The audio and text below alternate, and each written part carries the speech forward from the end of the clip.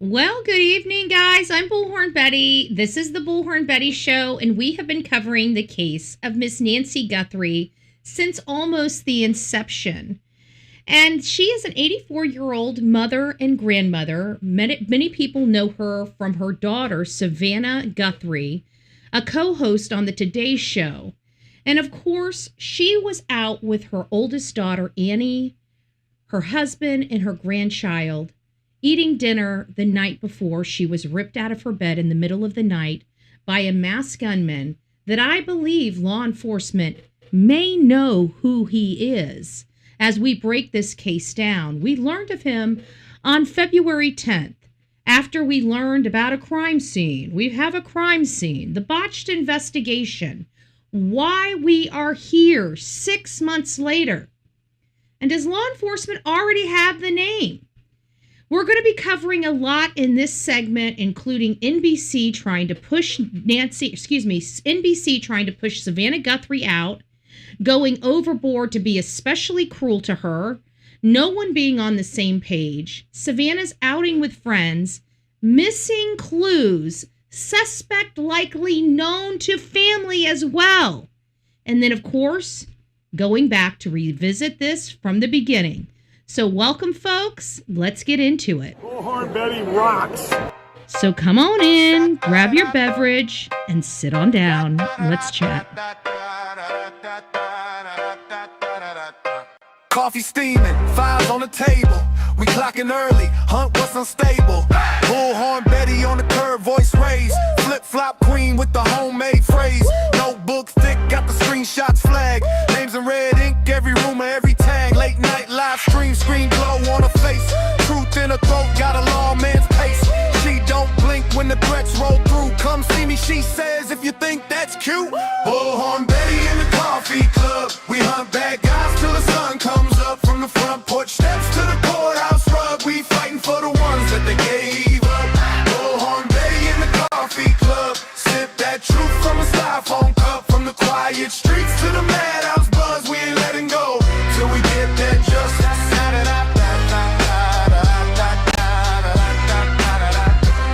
Insane Asylum, that's our crew nickname. Laugh so loud while we track these names. Whiteboard wild with the webs we spin. Pen to pen, see the pattern sink in. Thermo shaking when the case goes cold. We stir it back up, won't do what we're told. Doorstep question, side eye stare. Where were you that night? We hanging right there.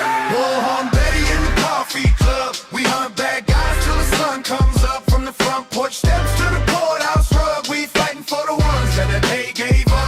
Bullhorn Betty in the coffee club. Sip that truth from a styrofoam cup. From the quiet streets to the madhouse buzz. We ain't letting go till we get that justice.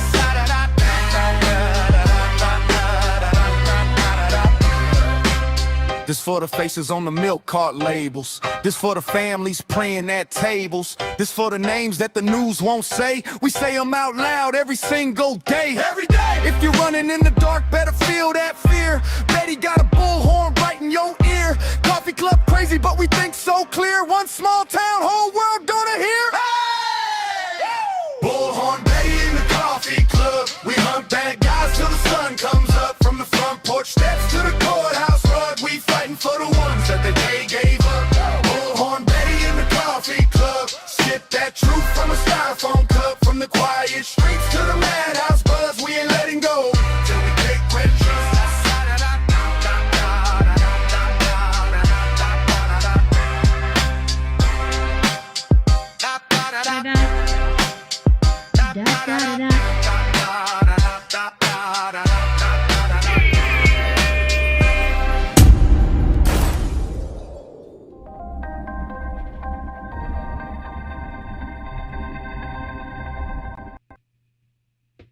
Hello, my dears. Hello. Thank you, Betty. Thank you for to the best mods and the best beans. Love you. We do have a little great group over here. I gotta say, I do have the best mods. My mods are battle tested. Like if you're like one of those channels that are having problems, you're gonna want to be on Bullhorn Betty's good side because there are no mods better than the mods that we have here on the Bullhorn Betty channel. I'm just saying. I'm just saying, I know this to be true. And I'm not tooting my own horn, and I'm not tooting my girls' horns either. I'm just saying. It's nice to see you folks. I'm Bullhorn Betty. As I said in the intro, we've got a lot to cover in this case, and I know you guys are all here. Do we know who the identity of this guy is? At the end of this show, we might have some information leading us to believe that law enforcement might know who this guy is despite some sources. They may have already interviewed this person.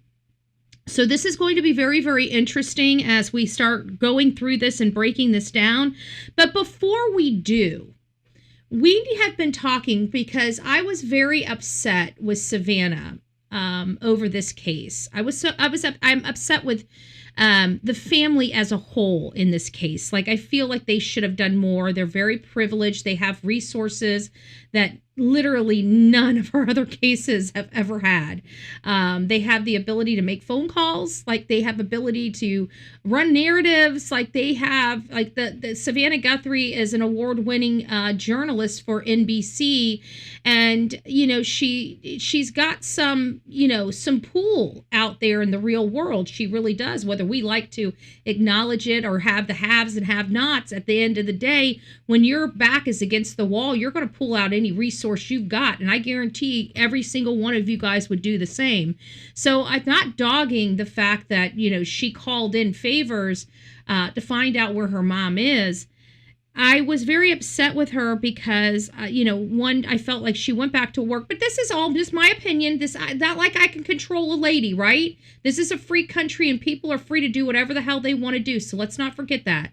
But at the end of the day, I felt that she went back to work entirely too soon. I couldn't understand or reconcile in my mind why in the world she would go back to work, but not just go back to work. Like, I can see she's working for NBC, like the Today Show. Like, that is some pretty good, you know, you can get some pretty good coverage on a case if NBC picks it up. No, right?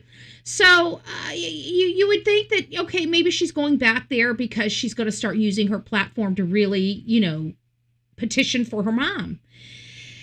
And it couldn't have been further from the truth. And I was very angry with her for several weeks about that. And come to find out, I believe that she was forced back to work. I believe because I didn't realize she had esophagus surgery. She had polyps taken off her vocal cords so she could speak better. And she was out. Well, when she was out in December 2025, this was just recent. Okay, this is just recent. The ratings shot up on the Today Show. And so she was very, very concerned, including having her doctor release her sooner than expected so she could go back to work. And shortly after she went back to work, which it sounds like they were trying to push her out the door at that point. Well, they have been incredibly cruel to Miss Nancy Guthrie or Savannah Guthrie recently. I thought it was Savannah that leaked the details of the ransom note. It was not. It was NBC.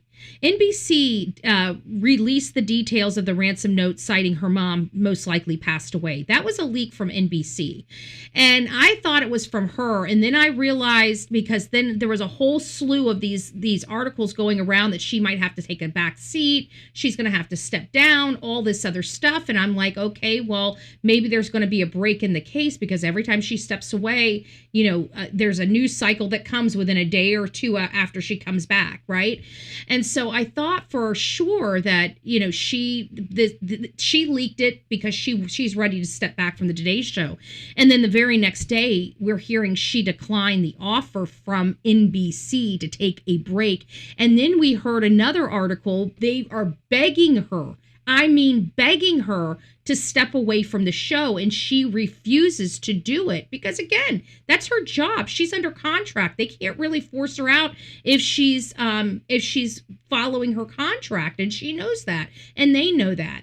And so this is the tug and pull. But just recently, folks, this is some breaking news. This is pretty disgusting.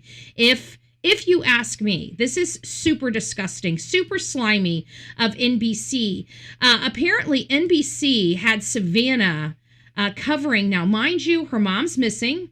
There's multiple people and multiple anchors on there that can cover certain topics. and they have her cover a topic of a missing elderly man that has that was dehydrated, came back safe and sound, fine. But many people out there thought that was cruel. And this is on the flip side of us just running a news segment about NBC trying to push Savannah Guthrie out of her job. And so this is when the point of a Nancy Kerrigan, Tanya Harding type of situation started rearing its ugly head. Could this be more corporate espionage type of BS, hit something to make her step back and something went terribly wrong and her mom ended up dying? I'd hate to think that NBC would be, but really, nothing surprises me with these corporations anymore, especially when you're talking about these type of lucrative contracts and in this dog-eat-dog world of news and NBC. They're a dying breed, so everybody is trying to get that lucrative contract. And of course, Hoda is ready to step into the place. But listen to this. So today's viewers are calling out the morning show after a recent report delivered by beloved host Savannah Guthrie about a 70-year-old California man who went missing on a fishing trip and was found and rescued after a week in rugged terrain. Guthrie reported on Monday, July 6th, police airlifted a man out of the remote area of Fresno County over the weekend. He was taken to a hospital, but his rescuers said he was alert and in good health. Viewers immediately drew parallels to Savannah's real life as her mother, Nancy Guthrie, remains missing. We're now crept into the fifth month. I said 6 month, but 5th month. And viewers immediately drew parallels to Savannah's real life as her mother, Nancy, remains missing more than 5 months after she went missing. Now, why would they have her report this? And this again is on the backside of us originally reporting that NBC, the whole reason, like, we're mad at Guthrie, Miss Savannah, for going back to work. And it sounds like she was about to lose her job if she didn't go back to work, even though they didn't tell her, oh, come to work, and then beg her to off. But they knew if she didn't, she's a contracted employee. In that contract, it spells out what her responsibilities are to that studio and what that studio's responsibilities are to her. And so she has to, perform that contract just like the host has to perform. But there is built in, even though they did not foresee her mom this situation happening, most good attorneys put in clauses in the contract for, acts of God, family bereavement. There's all this different stuff that's cooked into the contract. So when you have things like when she had to have vocal cord surgery, I'm sure there's some type of medical procedure, addendum or clause into her contract to keep her job, even when she has to take, leave for medical purposes and stuff like that. All of that's baked into this contract. And after her going and having the vocal cord surgery, her ratings shooting up, her coming back to work, then her mom just strangely just disappearing within a few days of her coming back to work. And then all of a sudden, now she's off again. Ratings are going through the roof. Now they're trying to move her off the set because now she's come back. She's getting, I'm sure the NBC is getting some heat from the other side of the aisle where she tried to have YouTubers arrested. And, things are, people like me that are upset with them failing to get PIs, them failing to get missing person flyers. There's a lot of people out there that are highly upset over those issues. So we've got NBC pushing, basically, it appears, trying to push Savannah out while her mother is missing. You want to talk about a POS of a business? And then this right here, everything that they're doing to try to pressure her to flip out and have a breakdown. So she's forced out of her job. Why do you think they leaked to the whole entire world that Miss Savannah Guthrie, her mother, was most likely dead? That's why she broke down and said, I can't act like I'm not here on the set. I think she was highly upset that her company did that to her. I think there's a lot of stuff going on behind the scenes with NBC that we don't know. And I don't think NBC is very Christian-like. I don't know any other way to speak of them right now. But the way I'm looking at it is it looks like what they're doing is cruel and evil stuff to her to try to break her. That's what I'm seeing NBC do. But that's not exactly why you're here. You guys are here for other things. But we have to keep going before we get to, is the suspect identified? And one of those things is nobody is on the same page. Nobody is on the same blessed page. This is a botched investigation.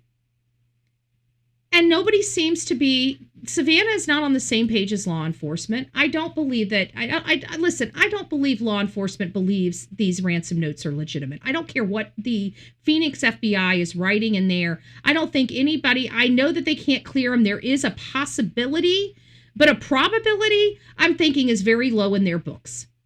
I'm not sure why this is being conducted as a missing person, abducted person for ransom. They may be classifying that because maybe somebody is closer to the family than they would like to know. And they've got to be very careful in how they handle this case. We don't know because we don't have all the details of this case. We know what their public classification of this case is, but we don't know what their behind the scenes classification of this case is.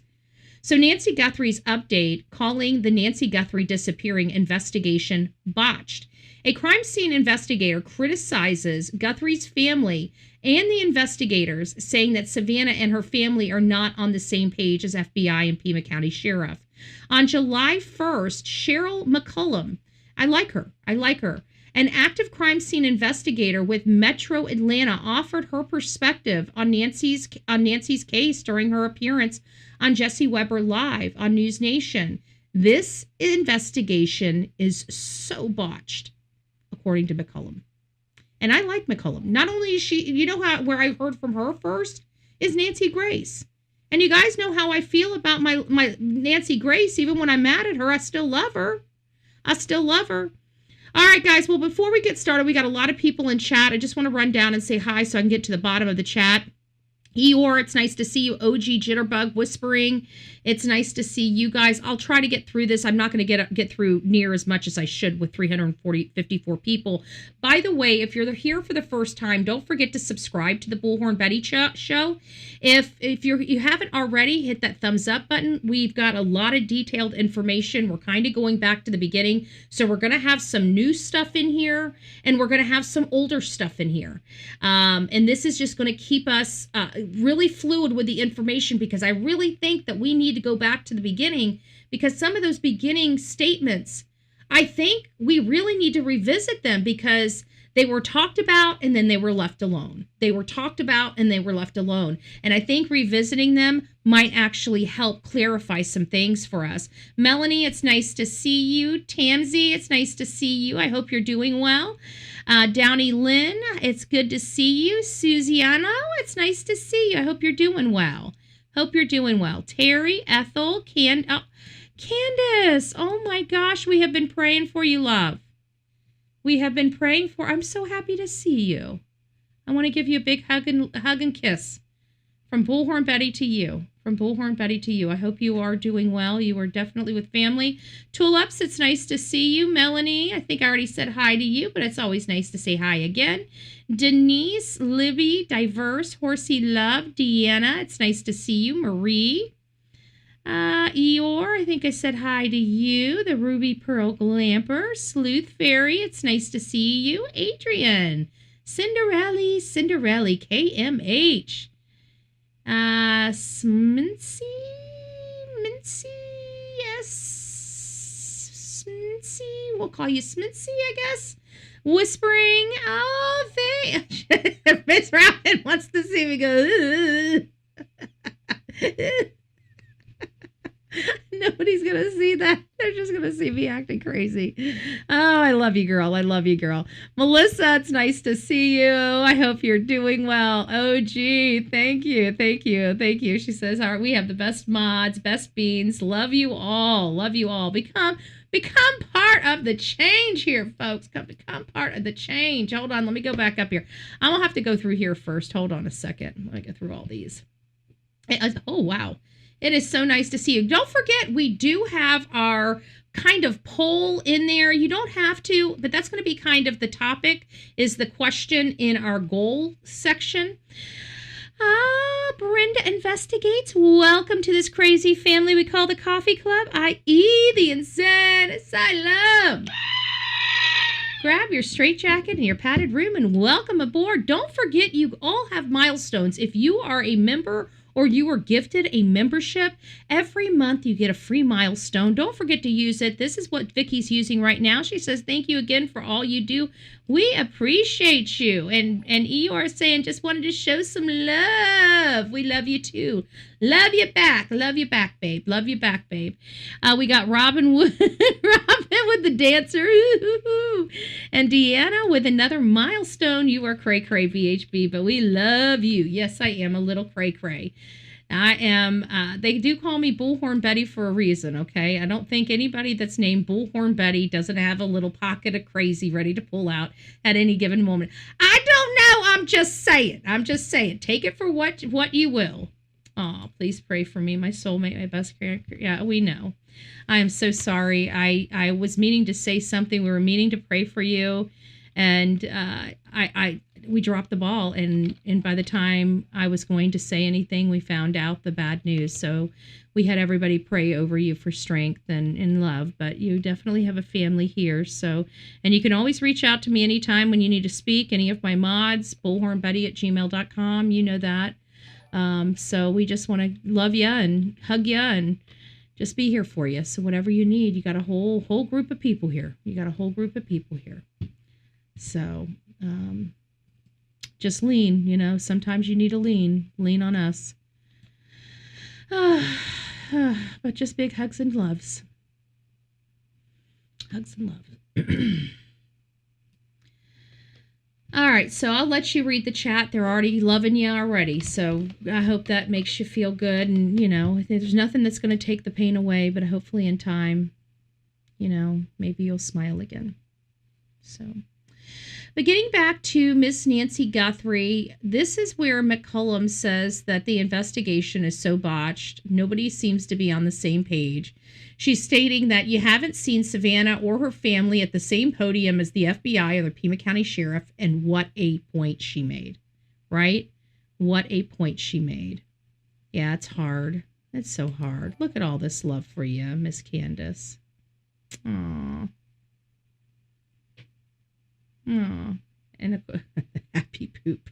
Good gracious. Love, strength, and prayers. Amen. Amen. Love, strength, and prayers. Hello, guys. Nina, Brenda, DeBose, B. Betty, Sonia. It's nice to have you. Robin, you crack me up.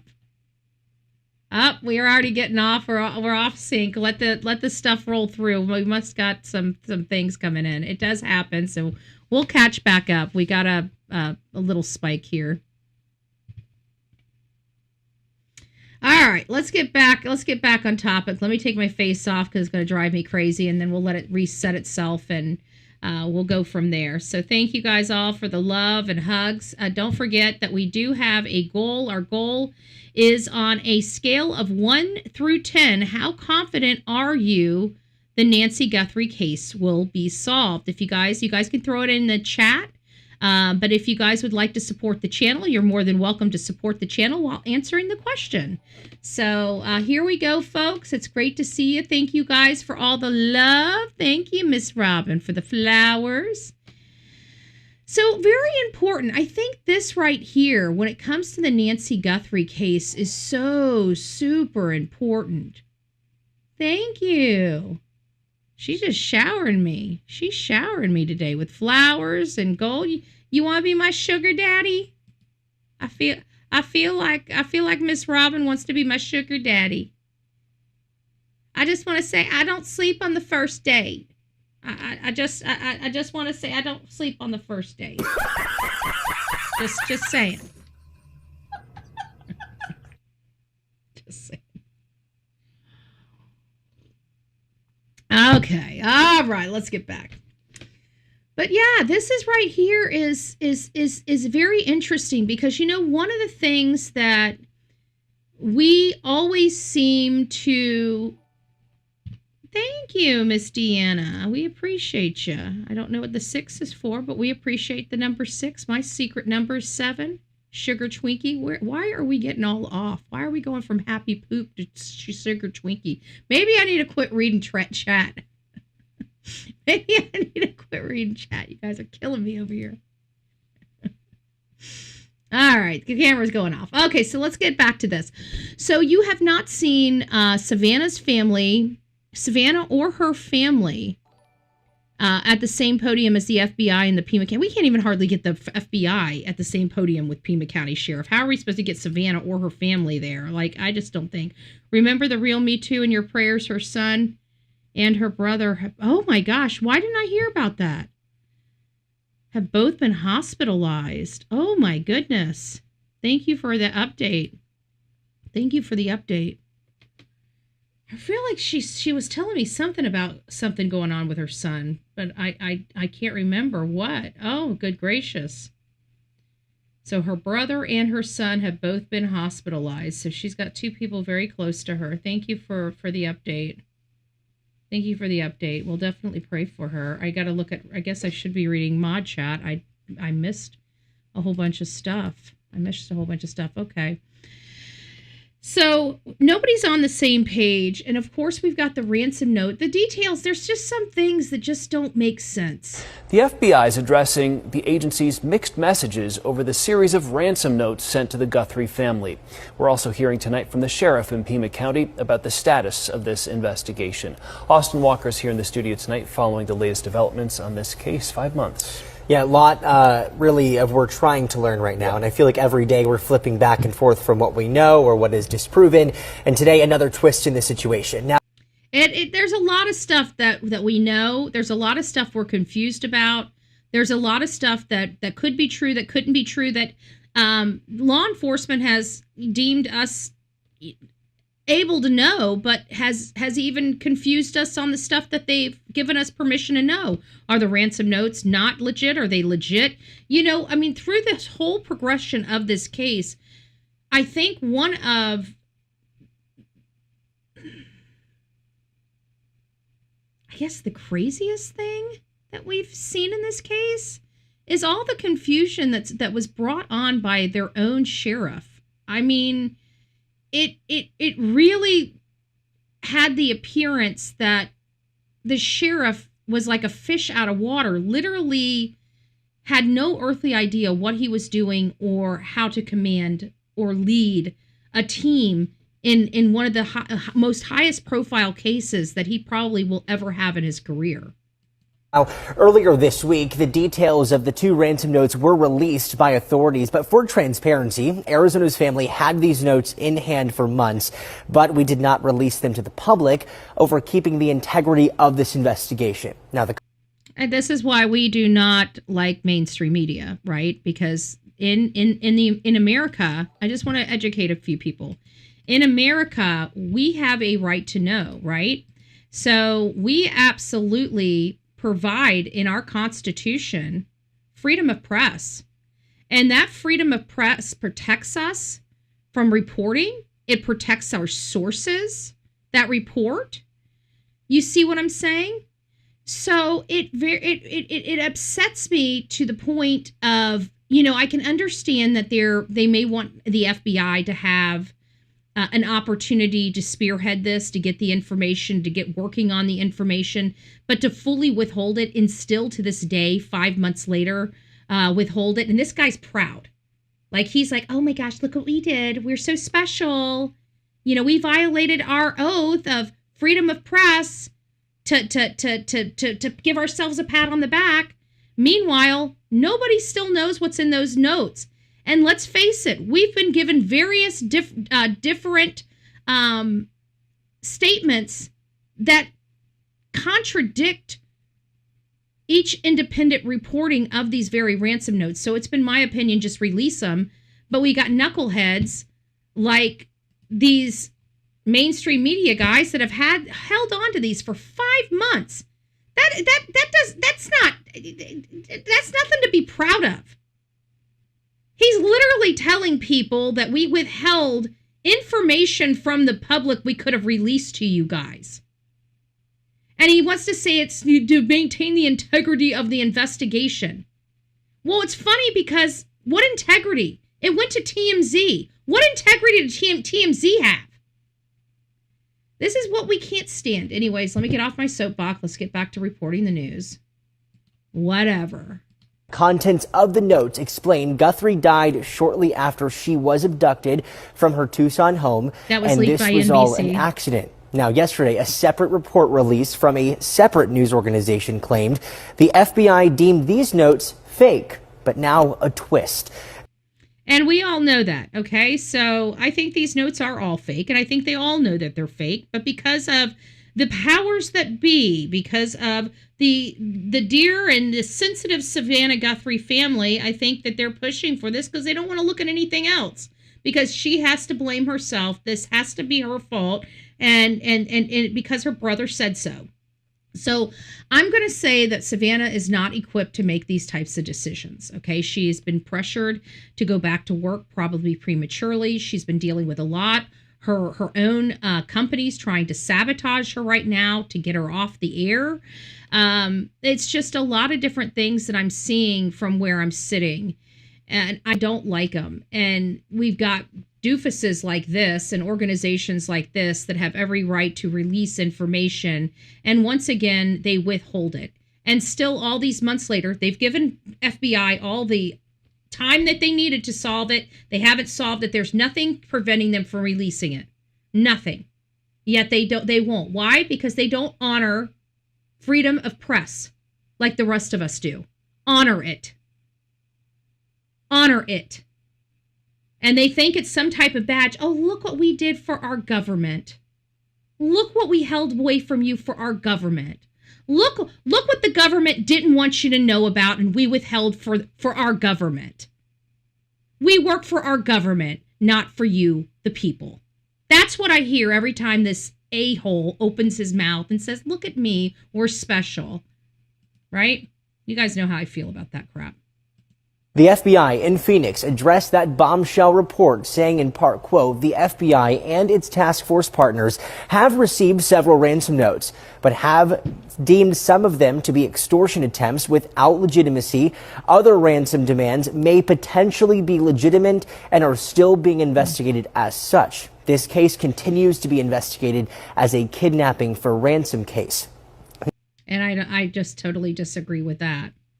I totally disagree with it being still I disagree. And this is kind of a cute little segment here.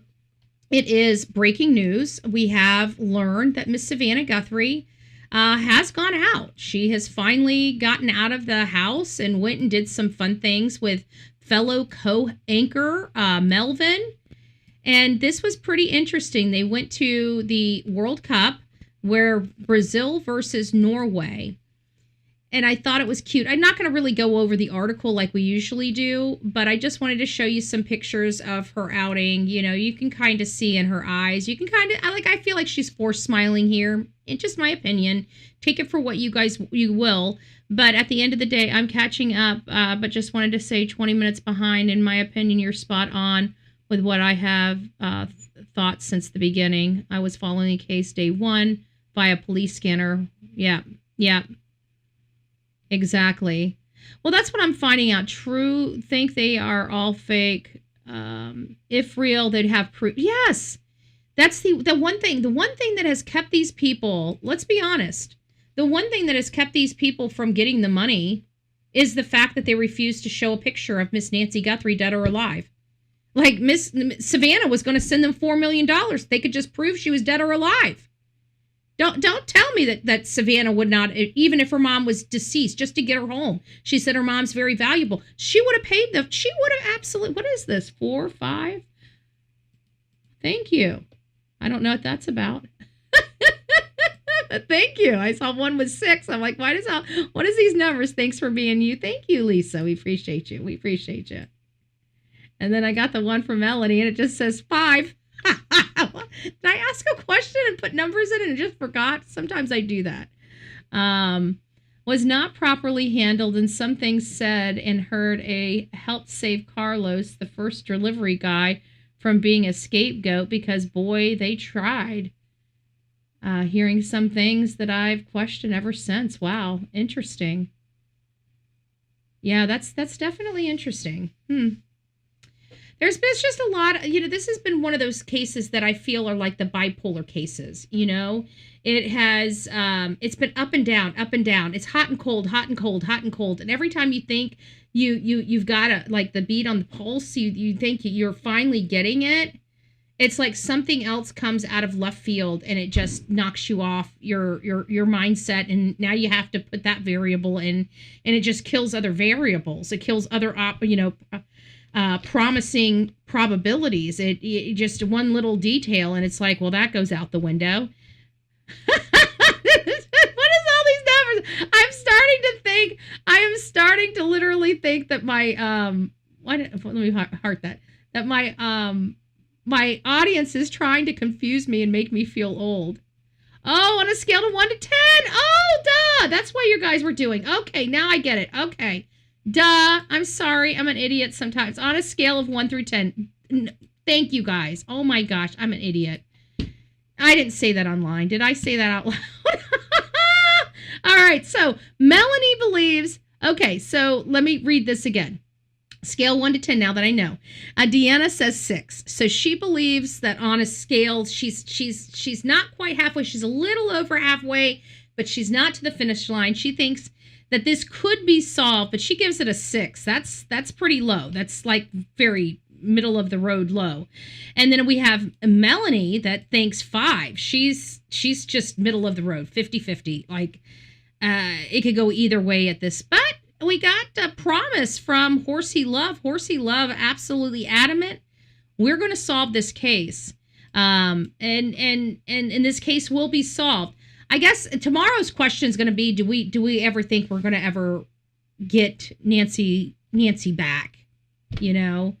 That's been the main goal this whole time is getting Nancy back, And it seems like every time we come here day after day, it seems to me that goal, that mission, seems to be further and further out of touch.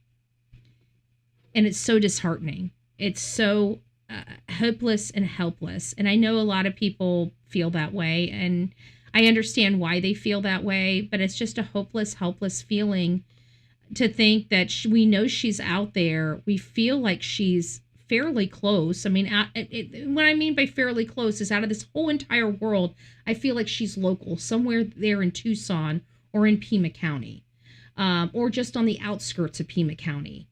I don't think that she's in Phoenix. You know what I mean? So, I just don't. I pray they find her, Oma says. 5. She's in the middle of the road. As long as no nads is gone. Yeah, I think that's what it's going to come down to. It's going to be just like Summer Wells. We had to get Lawson out of the way in Sebastian's case. We're not going to get that case solved until we get Eric Craddock out of the way. This case is going to be the same thing, because he's going to keep dicking around with it because he doesn't want the feds in his case, because they will tell us how terrible this case was done and conducted. And that they will. They can't stand each other. Hey, Aletha, it's nice to see you. Michelle, it's nice to see you. Off subject, did you watch Tyler Robinson's hearing? No, not. I saw that Erica Kirk, I watched her go into the building. I heard, I did poke my head here and there. And I did see that when they started talking about the actual murder and more graphic details of the shot and probably the damage, she left the court crying. But she was there pretty much the whole time until that. But I didn't listen to everything. If you would like to send me an email and give me a breakdown, I'm happy to read it. But that was a very, watching that, I don't know, watching what happened to Charlie, it affected me in some type of way. It really did. I will not lie about that. It made me a little bit harder. Anyways, but yeah, I think that's fair, Robin. I think the sheriff is going to have, he has a big problem. I think that the many of us believe that, in the people that are coming to the show that have never been here before, I believe that they, in their gut, believe that this sheriff and this team has caused a lot of the problems we're dealing with right now.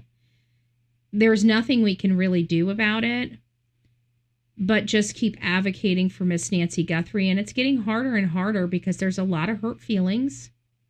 There's a lot of people out here that either, feel really, really bad for Savannah Guthrie, or they're, pretty angry with her. There are some people in the middle of the road. But in reality, I don't think many. I really don't. I don't think many.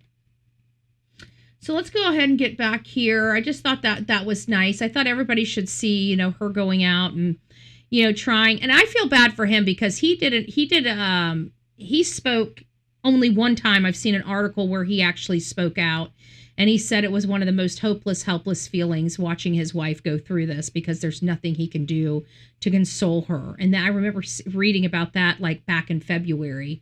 My green screen. Back in February when all of this was really, really new. I think it was like the end, like closer to the end, we caught a clips, and he's, it was just very, very difficult. And I hear that from a lot of families, like even Lynette Hooker's mom, and, her mom and dad are divorced, and they're both remarried.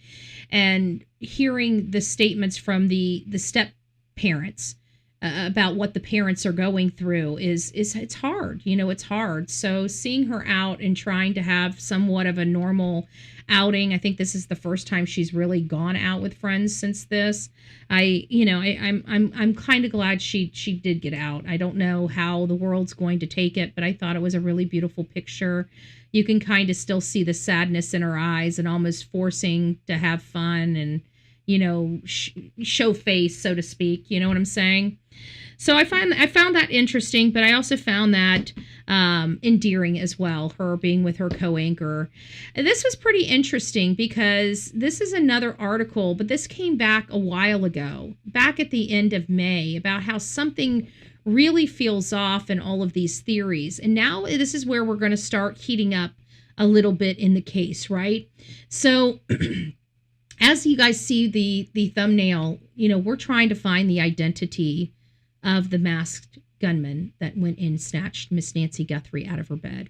We don't know why he did it. I have some theories. We're going to go over some theories. Some of my theories have been adjusted slightly or new, I guess.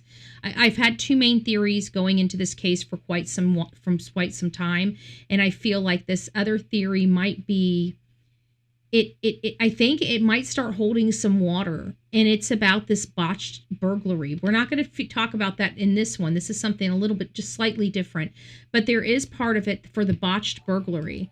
And I really want you guys to hear it because I'm starting to circle back to some of those original statements law enforcement thought at the onset of this case. One of my grandsons started deputy school today in Illinois. Proud mama. Oh, I love that. I love that.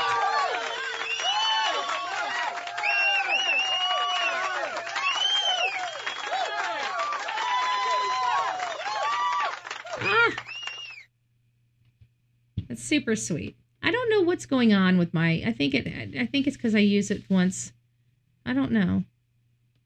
I see something. Hold on. I know you guys are going to get mad at me. I might drop this out. If I drop the channel out, should I do this? Should I not do this? Let's not do it. Let's not do it. I can already hear people in the chat saying, no, Betty. Don't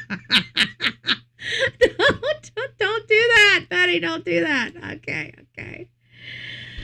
We'll let it catch up and we'll go back. I don't know what's going on with it, but occasionally we get lip syncing issues and I can adjust it, but it doesn't happen all the time and it eventually starts catching back up. I'm going to do it. If we go down, we'll go down for 10 minutes and then we'll be back up. I'm doing it now.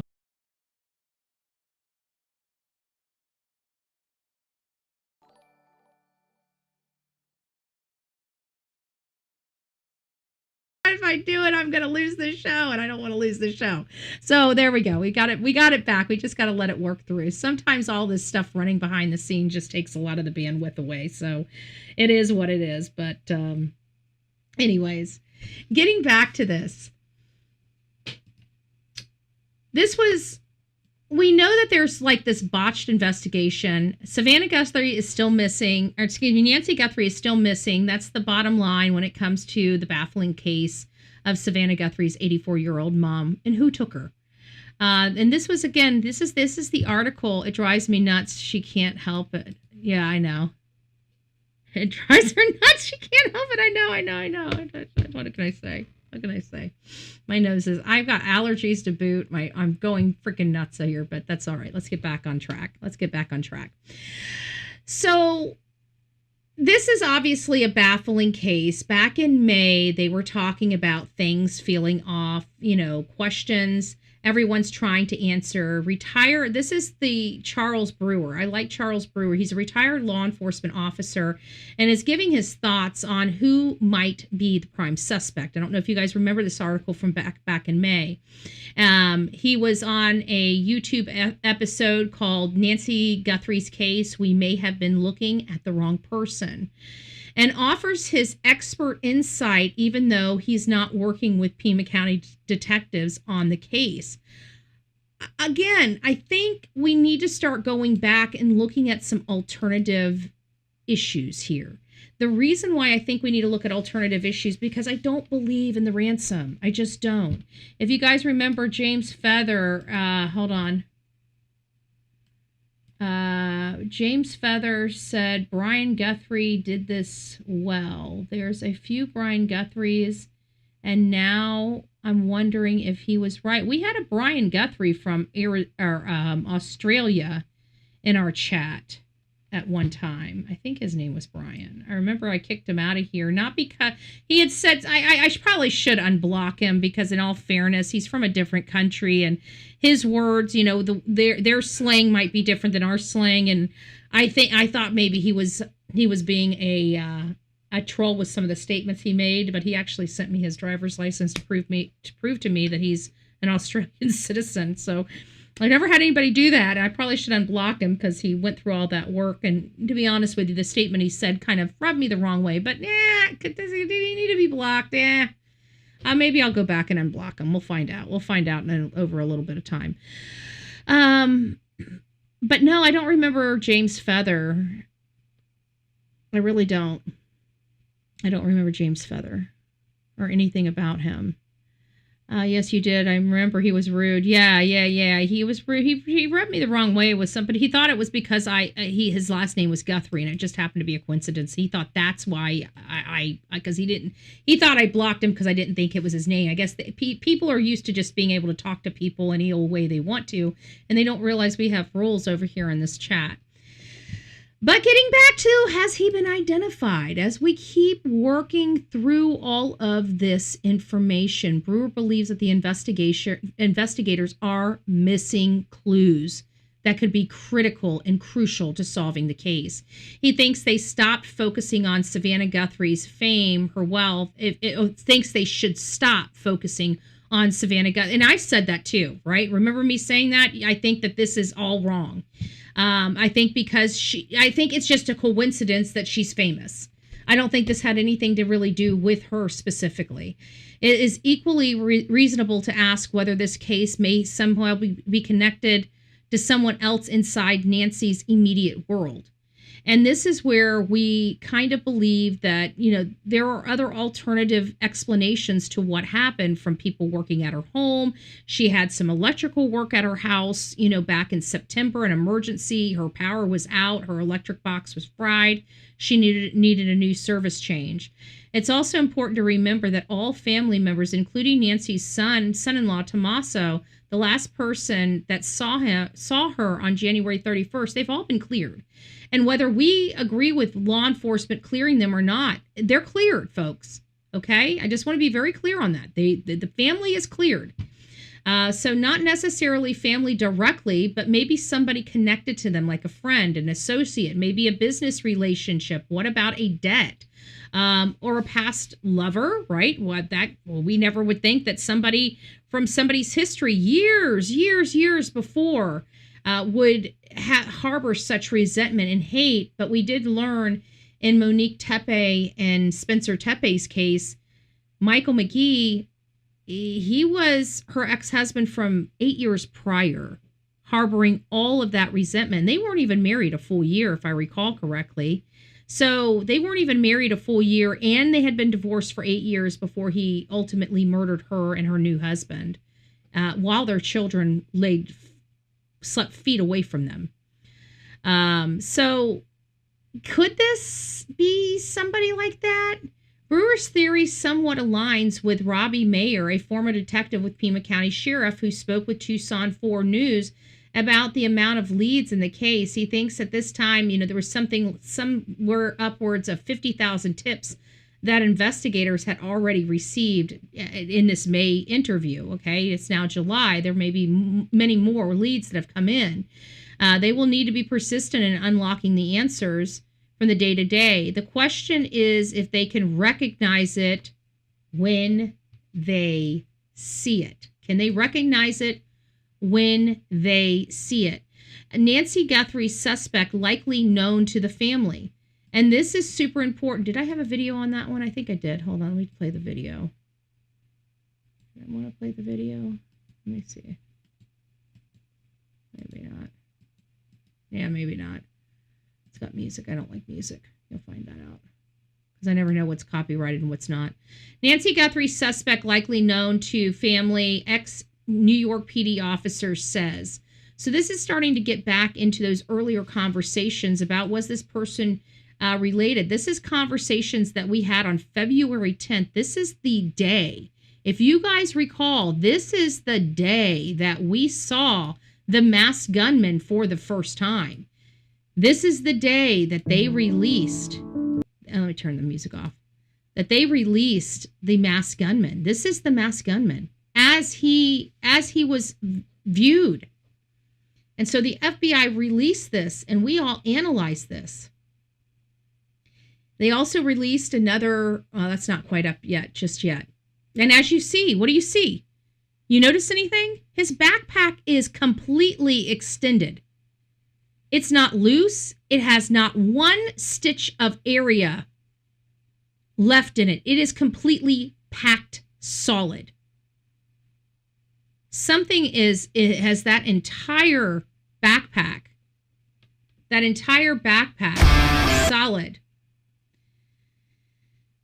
And there's more information in these earlier days. This is still going back to May. So in February, we had law enforcement and other people telling us that they believe that Miss Nancy was known to her suspect, that this suspect had come in contact with her some way. That was early February. Then they abandoned that. Then they circled back to this at the end of May. And then it seems like they abandoned that. And every time they abandon this theory, guess what? They end up going back to the ransom theory, which nobody really believes. Yeah, they're saying they believe it. But like I said earlier in the earlier show, nobody's bringing up cases and saying, hey, look at these cases, right? Nobody is bringing up, hey, look at these cases. These cases resemble Miss Nancy Guthrie. None. We have not heard one ransom note that even remotely matches any details related to this case. However, on the flip side of that, when it comes to a sexual assault motivated case, Well, we do have several examples of that we can present to our audience to show them. Thank you. Thank you for the eagle. We appreciate you. Maybe Luke Daly. I've been kind of eyeballing him because he's the only person that changed his appearance out of the three suspects that we know of. And one of the three suspects has officially been cleared, which is Tommaso. So we're left with Carlos and Luke that we know of. And I'm going to keep prefacing that we know of because the FBI's arrested multiple people for fake and fraudulent ransom notes. And we never heard about any of them except Derek Colella. And that's because that was leaked by the Pima County Sheriff to their local naws.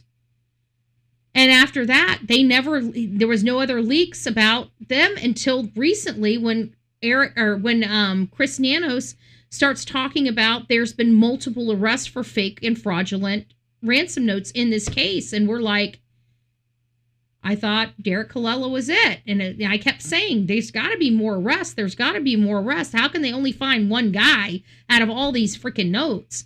And then sure enough, we found out that Chris Nanos had even brought up this the multiple arrests early on in the case as well. And we just missed it because he said 3 or 4 arrests at this point for these ransom notes. So there was a lot of people pushing in ransom notes for this case.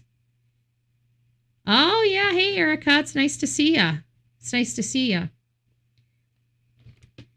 So Nancy Guthrie's killer, I'm going to call him a killer because I don't think she survived this, may have been known to her or her family.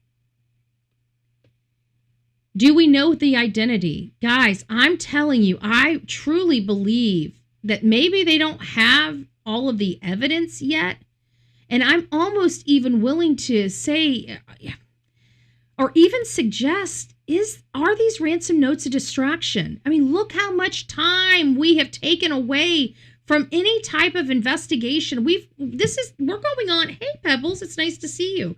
We're going on week 2 of talking about these ransom notes, and this is the second or third round of us having to revisit these ransom notes. So I keep wondering, is this truly a distraction? Are they having us look over here so we're not looking over here, type of thing? And with this investigation, I could believe it. Because I don't understand how the FBI, this elite outfit, can remotely think that these cases or these ransom notes are legitimate. And like I said, unless there was a statement of what she wore to Annie and Tommaso's house, I'm not buying anything else. Thank you, Miss Lisa. Oh, that's Lisa. Hey, Lisa. I didn't even see you there. Good evening. It's nice to see you. I don't even think I said hi to you this evening. Well, hello, Miss Lisa. And then I called you somebody else. Thank you for the floating heart. I appreciate you. Your print comes in really, really, really small on this end, so I apologize about that. Thanks for the flowers. I appreciate you. I want to believe they have a great investigation going on behind the scenes, but yeah, there's that but. Exactly. It's so hard because I believe that they've got the guy. They just don't know they got the guy yet, type of thing. I really don't. Let's keep going on. So we know that they believe that this person might be known to Miss Nancy or the family. And listen, they haven't excluded distant relatives.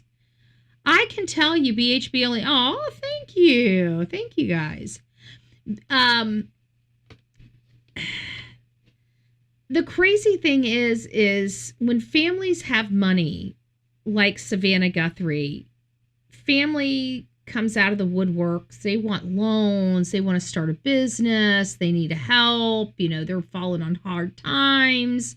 You guys know, right? You guys know because you're one of the people that might call, or you're one of the people that have a little bit of money that people call.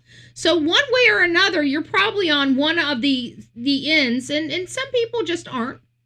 But, some people are one of the two. And as you guys know, that there are some families that just just won't budge. They don't want to really help. They, this is your problem. Don't make it my problem type of, family members. And there's nothing wrong with it. There's nothing wrong with it.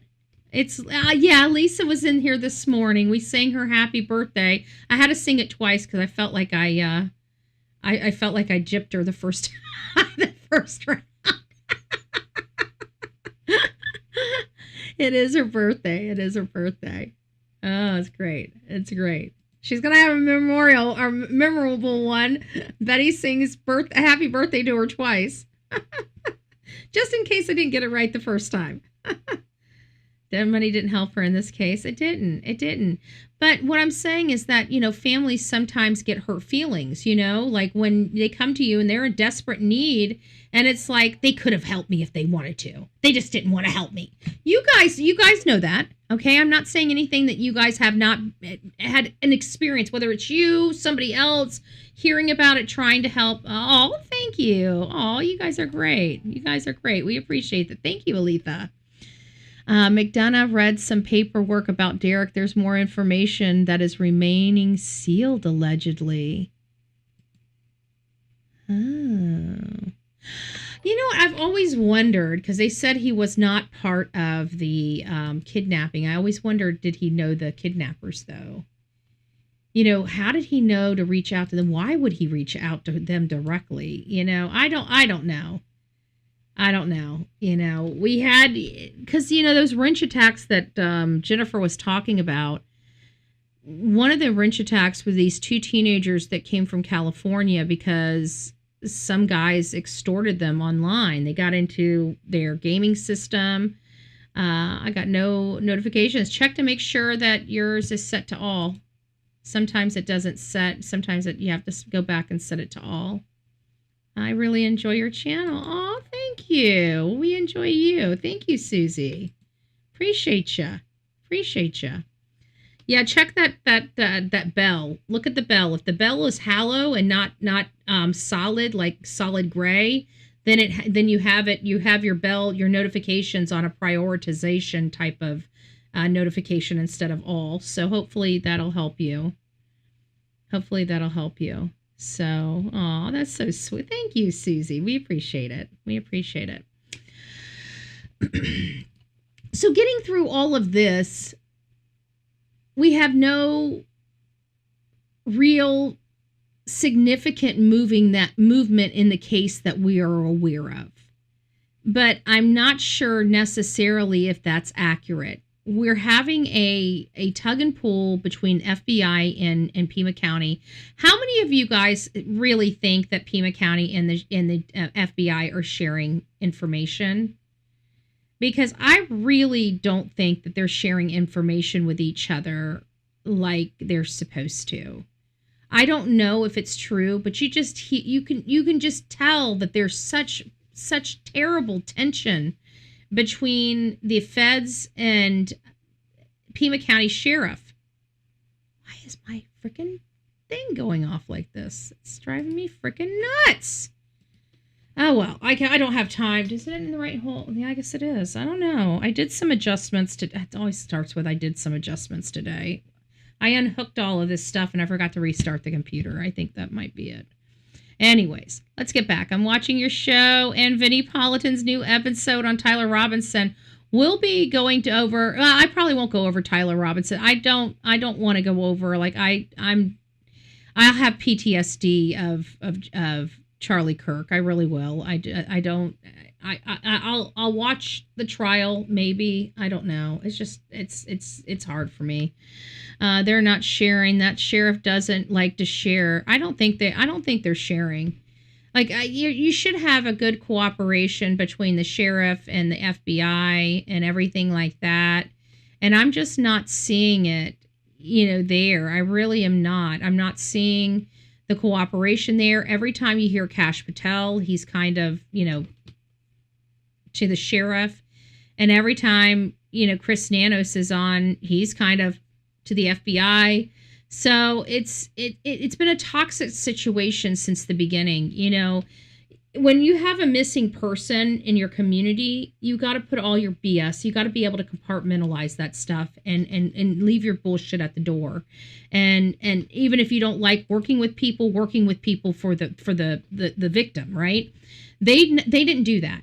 Chris Nanos sidelined the FBI for 4 days. 4 days. The FBI, we now know because of Chris Nanos' own statement, were on ground when he released the freaking house back to the family. He didn't even allow the FBI to go into the house before he released it to the family. I don't want to hear anybody saying that he allowed the FBI in, that the FBI's lying. No, they're not. The only thing I can tell you is that based on Chris Nanos' own statements, the FBI would have already been there, yet they never went into the house before it was released. Don't tell me they were working together those first days. They were not. They absolutely were not. They were sidelined because it took an additional, what was it, after I feel like it was like a week, a solid week, or maybe even 2 weeks by the time the feds, let me ask. Let's ask. How many days before the FBI went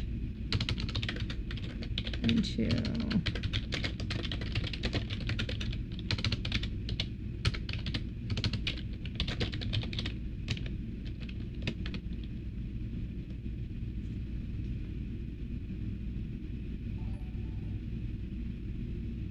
they're saying 4 days. FBI offered immediate assistance from day one. Director Patel noted the agency not let in for 4 days. But no, when were they seen? Hold on. When were they seen going through the house for the first time?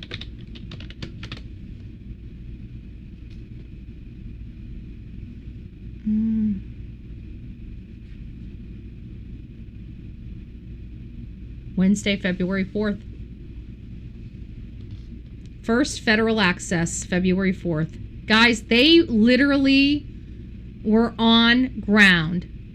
They were on the scene day one.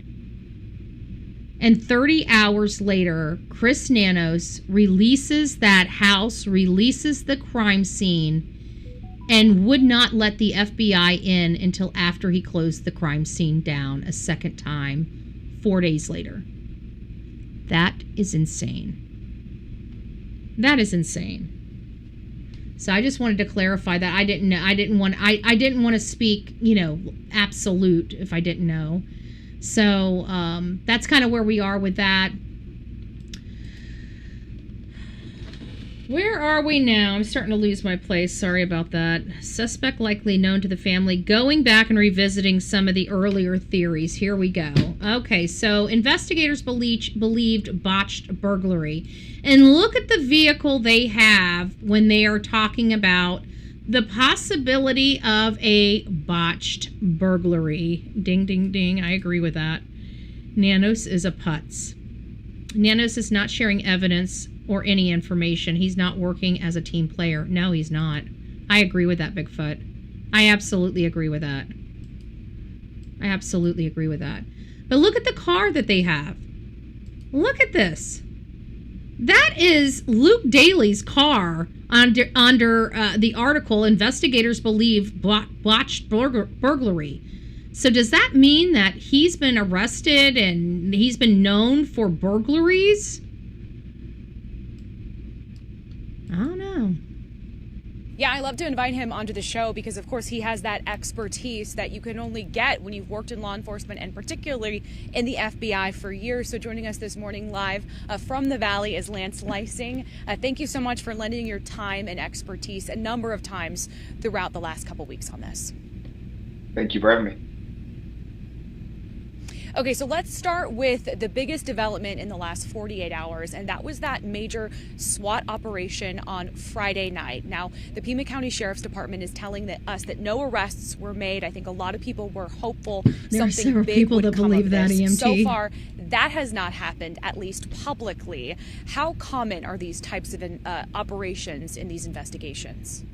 Yeah, they are pretty common with an investigation like this. So, of course, we're all hopeful. We want this to be resolved and we want it to be resolved positively. However, in a case like this, when you, like in most cases, a search warrant is kind of the end of the case. It's the ultimate. So you see that happen right before when arrests are made in conjunction with that, or even right before. Let's listen to that again. We're hopeful something big would come of this. So far, that has not happened, at least publicly.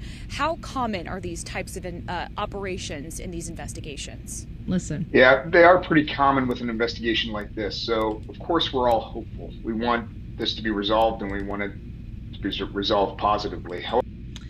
I just wanted to welcome Marilyn. Marilyn, welcome to this crazy family. We call it the Coffee Club, i.e. the Insane Asylum. Grab your straitjacket in your padded room and welcome aboard. However, in a case like this, when you, like in most cases, a search warrant is kind of the end of the case. It's the ultimate. So you see that happen right. Interesting. So the search warrant is like the end that he's saying. I don't know if I necessarily agree with that, but I have I had a different role with the law firm role, not a law enforcement role. So maybe it's not. I think it's the beginning. Or when arrests are made in conjunction with that, or even right before charges are filed, you see all that happen at the end.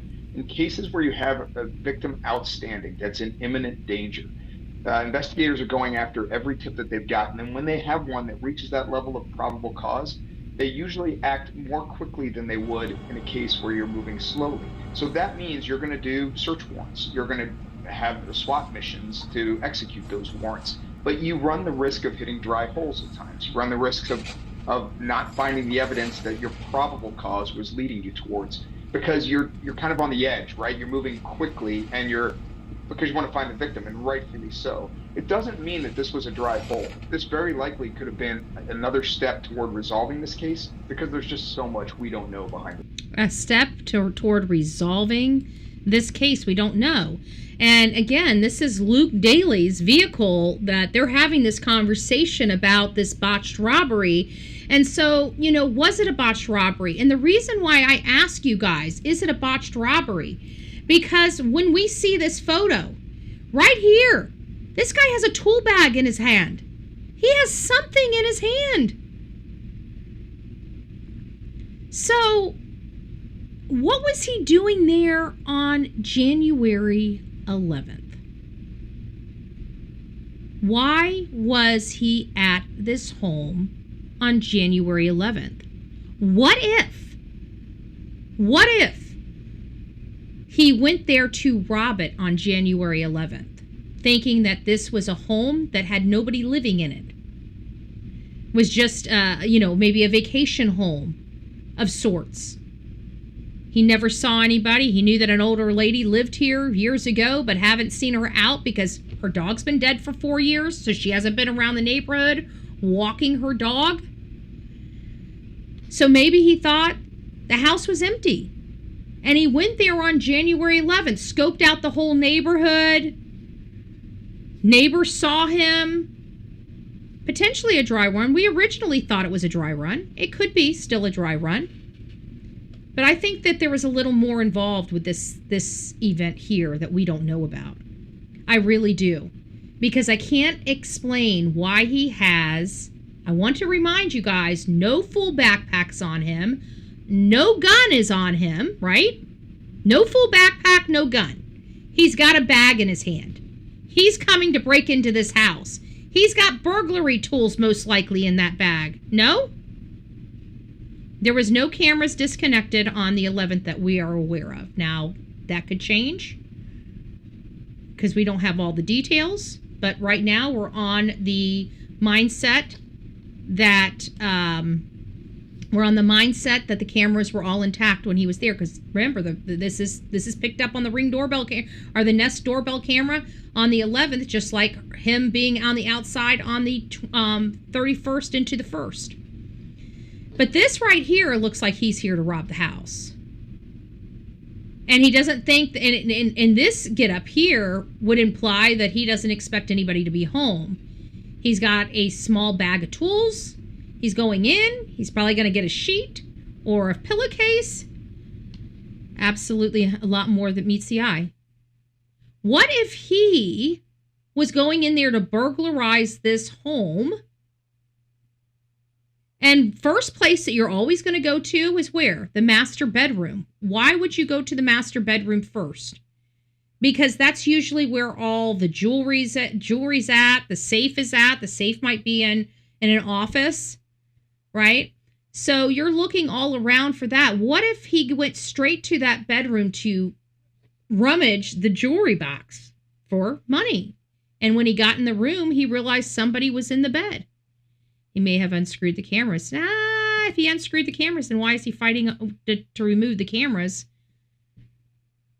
on the first? We see him with the foliage trying to rip the camera off the wall. If he loosened the camera wouldn't be there. I think he jimmied into this house. We did a segment on this show that we thought he went into the house, because there was there's a case that reminds me of this case that we covered, and it was the Marcia Norman case. And Marcia Norman is a 82-year-old lady. I believe she was in Oregon. I can't remember what state, Oregon or Washington or somewhere like that.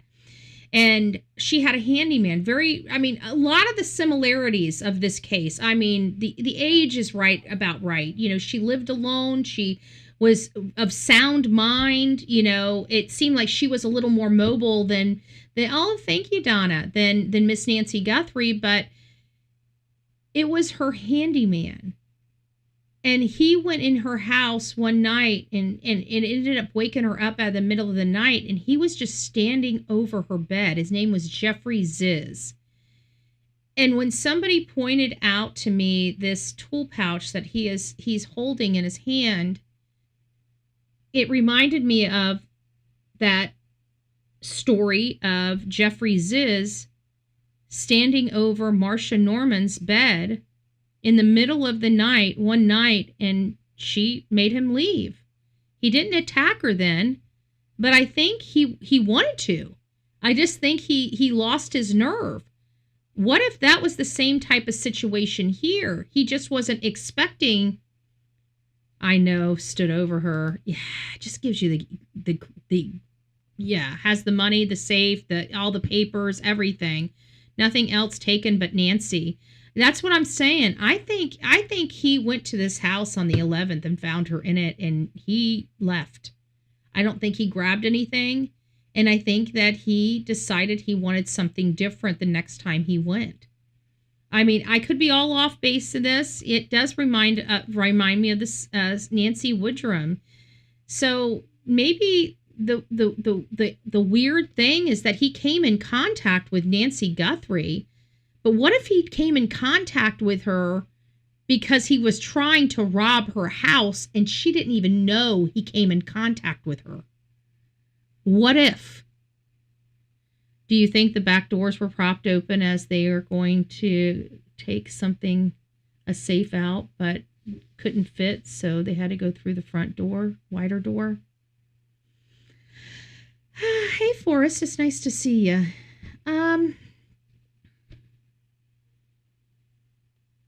It could have been probable, but again, it comes back to them saying nothing was missing from the house. I think there was something missing from the house. I don't think, Miss Nancy lived alone. She had stuff there for. I love my mom. I don't know what she has all around her house. If somebody went into my mom's house to rob it, I don't even know if I know where her expensive jewelry is to even find out if it's missing. I'm trying to put myself in the shoes. Does anybody else do that? Like, some of you I know is like, I know everything about my mom. I know that. I know how many underwear she has. I mean, God bless you guys, but I'm not. I guess I'm not that involved, to know that much. I don't know. I don't know. I can't even stand these kids creeping up to everyone. I know. Can you imagine somebody? It gives you this whole creep vibe with him being at this juncture with this tool pouch in his hand. And then he comes back with a full backpack. What the hell was in that backpack? And why have we not seen any other person? Why hasn't the witnesses that saw this guy creeping around the neighborhood on the 11th not talk about another person? Why every time we see any evidence of this guy, he's always alone? I'm sorry. I think that that's an important question to ask, because many people have a theory that he's working with somebody, but what if he's not? What if that's detrimental? What if we're looking at this case all in the wrong lens? Hey, Deb. The tire marks, small ones going down the driveway, possibly something being moved. Safe? Something, I feel like something left that house. I feel like, I mean, other than Miss Guthrie. I don't know, but I don't know, because they're saying nothing's missing from the house. Would they know if something was missing from the house? You know, I mean, I don't know. I personally, I really don't know. If my mom was robbed tomorrow and I walked into her house, I don't know if I would know what is missing. It sounds horrible. I just stayed the night there. I was just with my mom last night. I mean, I drove straight back from DC. I went to my mom's house. I took a shower. I crashed there. I got up with her. I hung out with her, you know, for several hours this morning before I got on the road.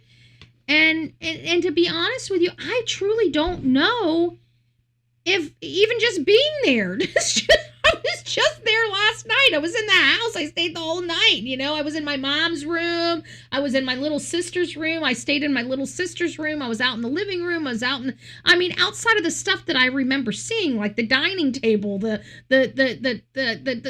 you know, spoons and forks and glasses. I mean, I know if something like that was missing, you know, because I remember how organized my mom's cabinets are, and those are the things that I'm in. But if you're talking to me about what my mom wore specifically to bed, I mean, even her and I were talking about it, and I'm like, you know, I don't know if I'd remember. She's like, oh, a raggedy old shirt. You know me. And I'm like, yeah, now that you say it, I do recall you wearing nothing but raggedy old shirts to bed. So that makes sense, you know, so I know what my mom's wearing, but to specify what color it was, which one she was she wearing the orange one? Was she wearing the blue one, the purple one, the yellow one, the green one? The one that, you know, she cut off the collar on? I mean, which one of the raggedy shirts did she wear to bed last night that she was ripped out of her? I don't know if I could tell somebody. And if somebody said, well, is there anything in your mom's room missing? I mean, other than my mom, I don't know if I would be able to answer that question. I would probably look around and say, it looks like everything's here. I don't understand, you know? So it makes me just, you know, want to step back just a little bit. Elaine Chao dipped while Mitch McConnell ripped. I don't know what that means. Mitch McConnell did he die? I mean, I know that it sounds like his eyes are open, but I don't think anything's there. I think he's gone. A little cart carrying Nancy. Yeah, you know what I was also thinking, because you guys remember in the garage. Let me see if I can find that. Hold on a second. Agents in garage, comma.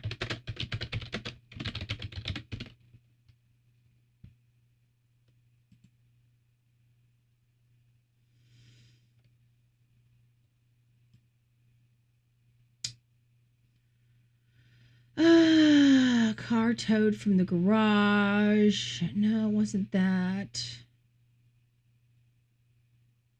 It was from police. Let's see what this one is.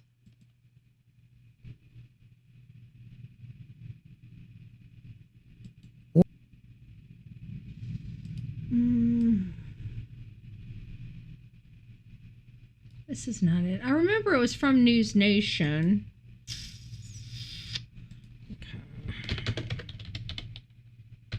My nose is driving me nuts. I mean, it's just itchy. It's just itchy. Sorry, guys. I'm not trying to... It's just itchy. The tip of my nose is itchy.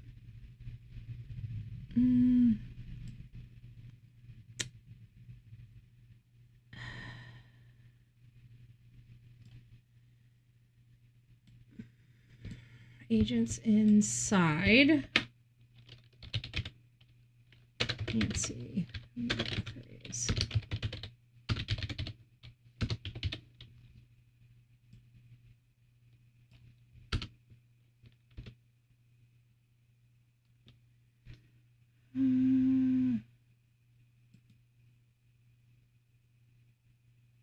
I know we've got it. I remember covering, Brian Enton had it. It was his drone guy. Shoot. It was his drone guy, and they had the image. Okay, let me do...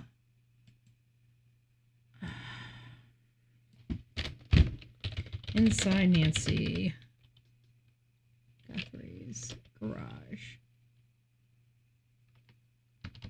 Let's take News Nation out. See if I can find it.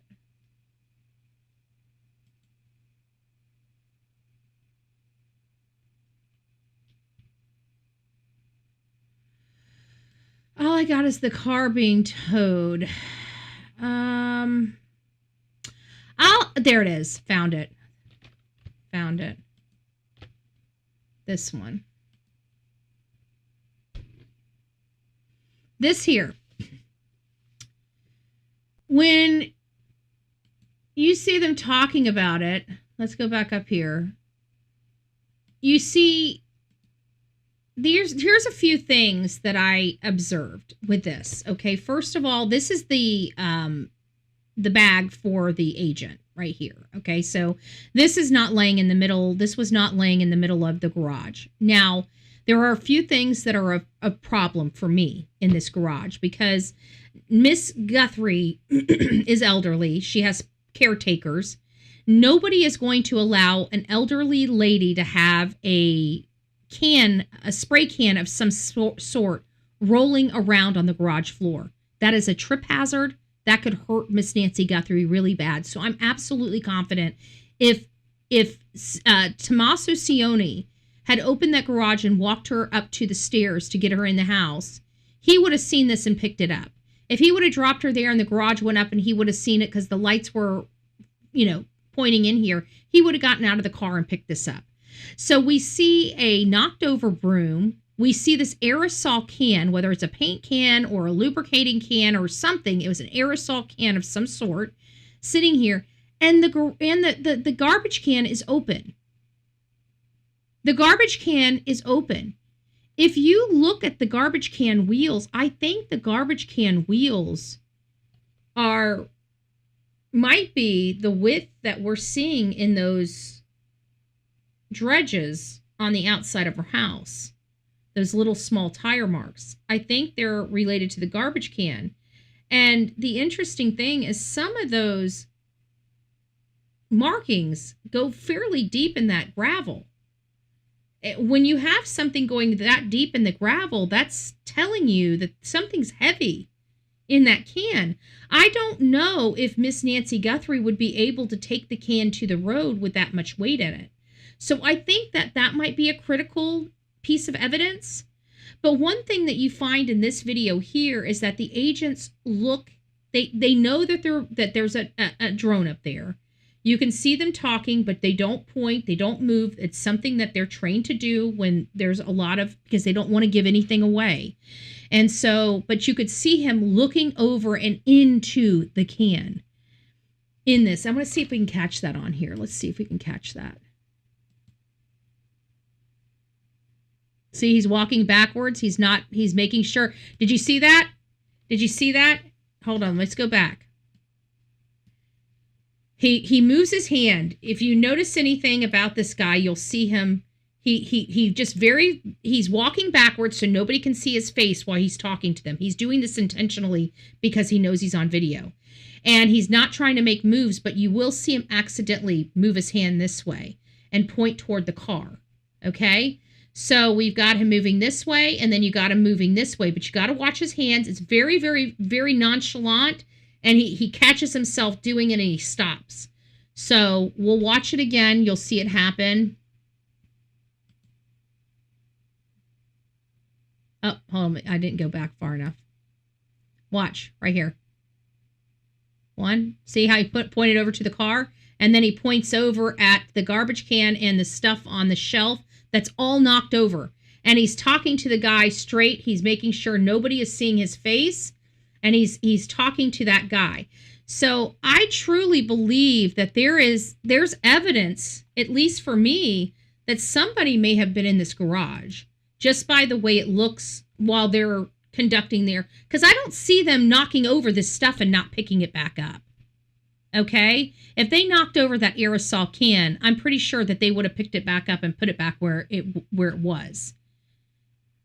Perp spent time cleaning because he hung around the house a while. He was there too long.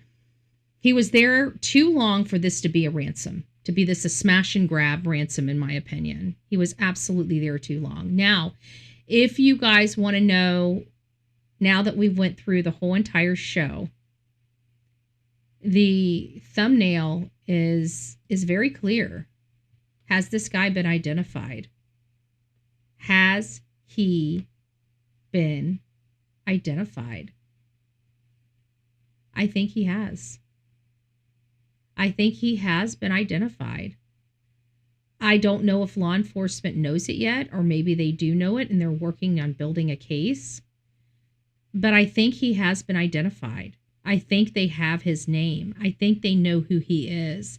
I don't know if they've gotten to the lead yet or not, or if they're coming to the lead, or if they already are building a case against the subject. And it brings me back to the ransom notes. You know, they believe the ransom notes. They don't believe the ransom notes. They believe the ransom notes.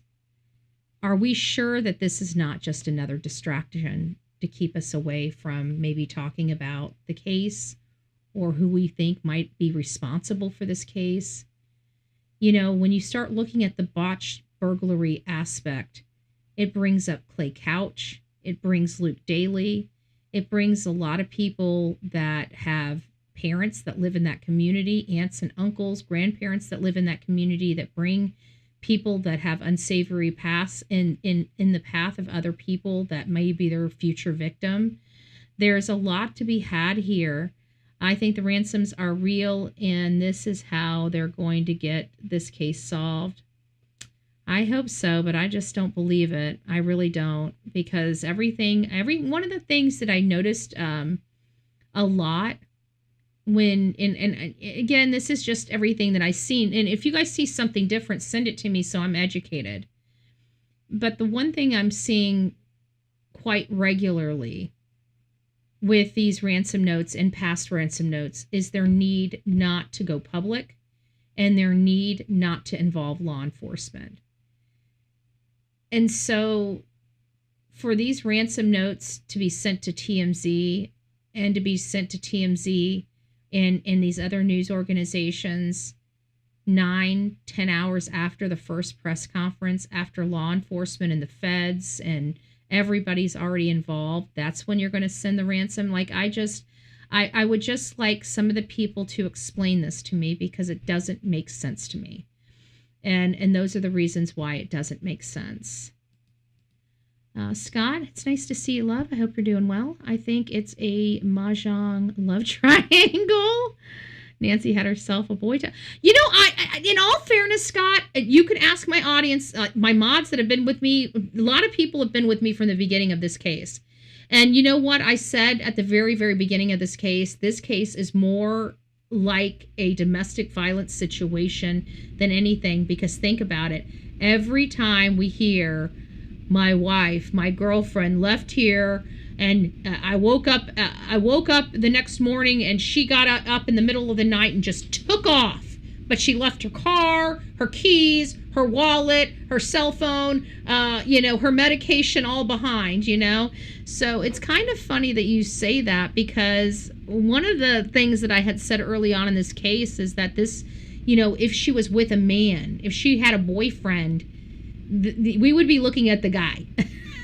We would be looking at the guy in this case, but it was our opinion at the time that she didn't get around like that, But in all fairness, you are absolutely right, Scott, because we would have absolutely thought that this was a love triangle, that this was some type of guy. And, you know, we've covered cases where older men have gone to jail for killing their wife. I think one of the people, 81-year-old man we've covered, I remember 78 or 81 years old. A man was in the process of literally choppy when the cops busted in. And he's elderly. I had another elderly man loading his wife up into a garbage can. I mean, we have heard of you know, the geriatric homicides and stuff like that, and there are some very violent people out there, even in their elder years. They never had a problem, but as you age, your brain doesn't work the same, and some of these people may never meant to have hurt somebody. It's just something got screwed up, you know. I don't know. I'd like to think that, you know, I would never like to think somebody went through their whole entire life never being violent, and then okay, now they're in their senior years and now they want to commit homicide. Like, I really do have to think that that's some type of brain programming, you know, like your brain short-circuiting as you age. I'm just having some fun. I know, but it's funny that you say that, Scott, because in all fairness, we did discuss it. We dismissed it early on in the case, but we did discuss it. We did. She had 2 phones. One turned on once in a while, but Mom had one that no one could imagine.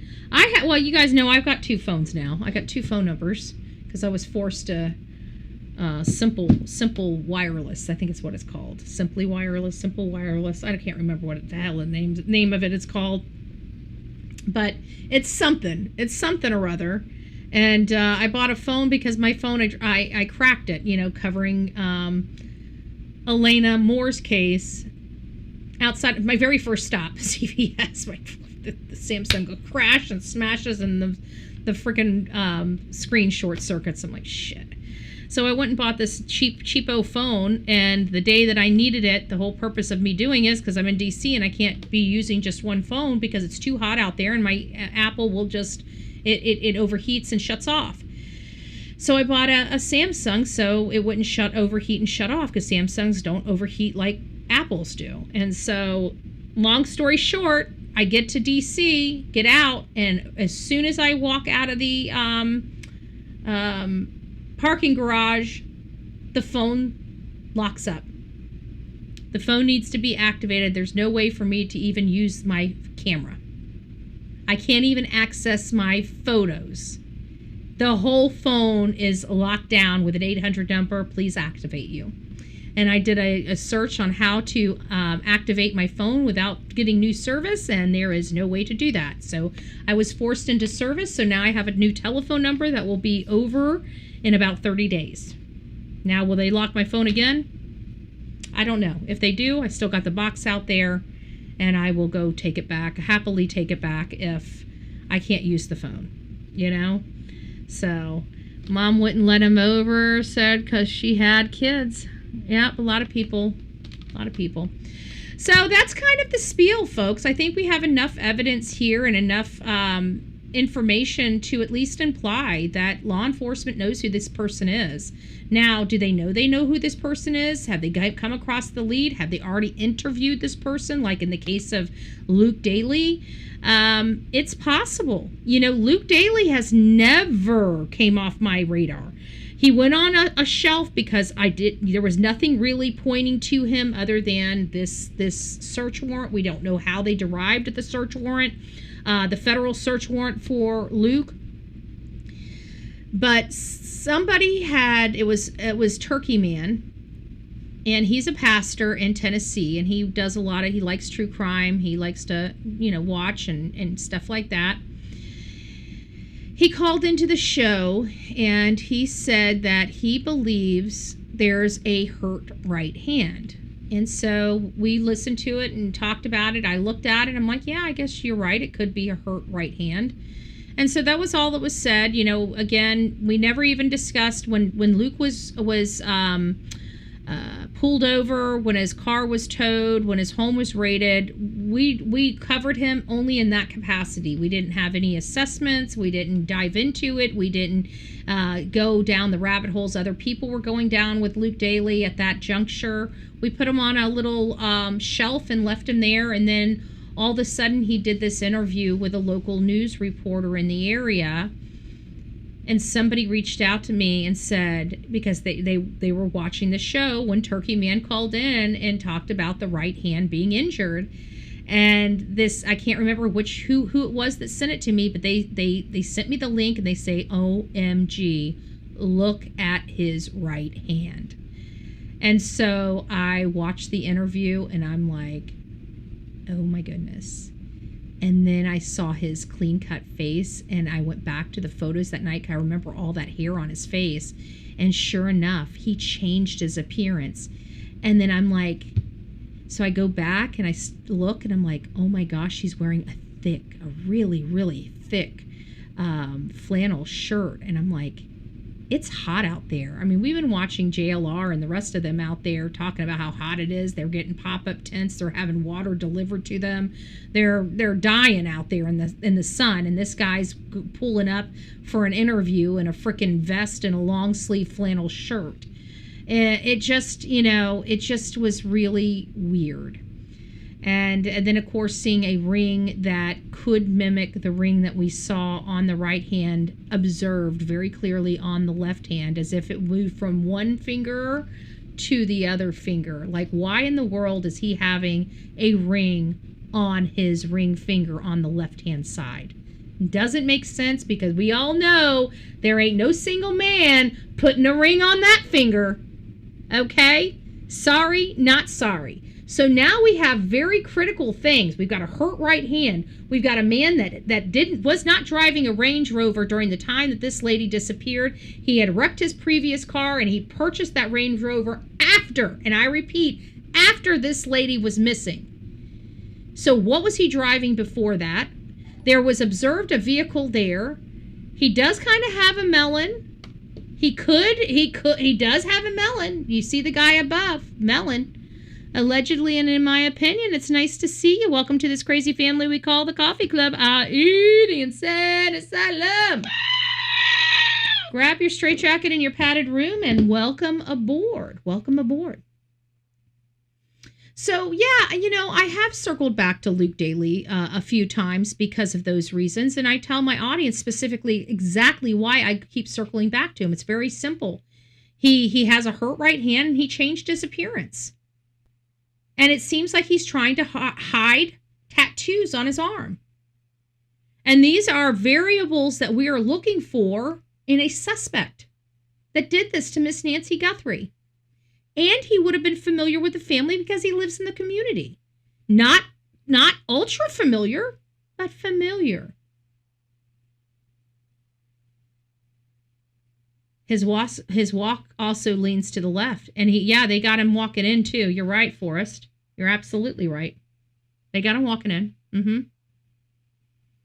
So I'm not off Luke Daly. I will not lie. But I will be honest with you. We can't be nasty or rude to him or accuse him or anything like that, because the where we stand as the public, it's very weak. Okay, it's weak. And if you accuse this man and he's not it, you just accused an innocent man. I just want to put that out there. I don't mind accusing people. You guys have watched me accuse a lot of people of a lot of things. I'll accuse people when I feel like there's enough there. But right now I'm seeing everything that's out there factually about Luke Daly. And quite frankly, it's hunches, right? What's even leading me to him is hunches. It's like, okay, this is a hunch. This is my gut speaking to me. This is not factual information. We have nothing factual. You know what we have factual is that he has a federal warrant. Why? We don't know. What is factual is he has a hurt right hand. Why? We don't know.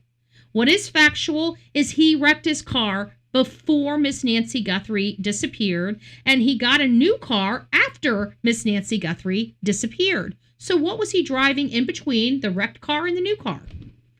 That we don't know. We don't know. We've got a lot of questions that lean to him. Why did he change his appearance? Why did he wear such a thick flannel with a vest on a hot day? Why? Well, just why? We have a lot of questions when it comes to Luke Daly. But at the end of the day, could he be? It's possible. He could be. But it's also possible that we're up the wrong alley. We're sniffing up the wrong tree. There is that possibility too. So when I accuse people, I want a little meat to the bones. Like, I think Katie Proudfoot did something to her son. I think there's enough meat on the bone to accuse her of doing something to her son. But what? That's up for interpretation from person to person. Good night, all.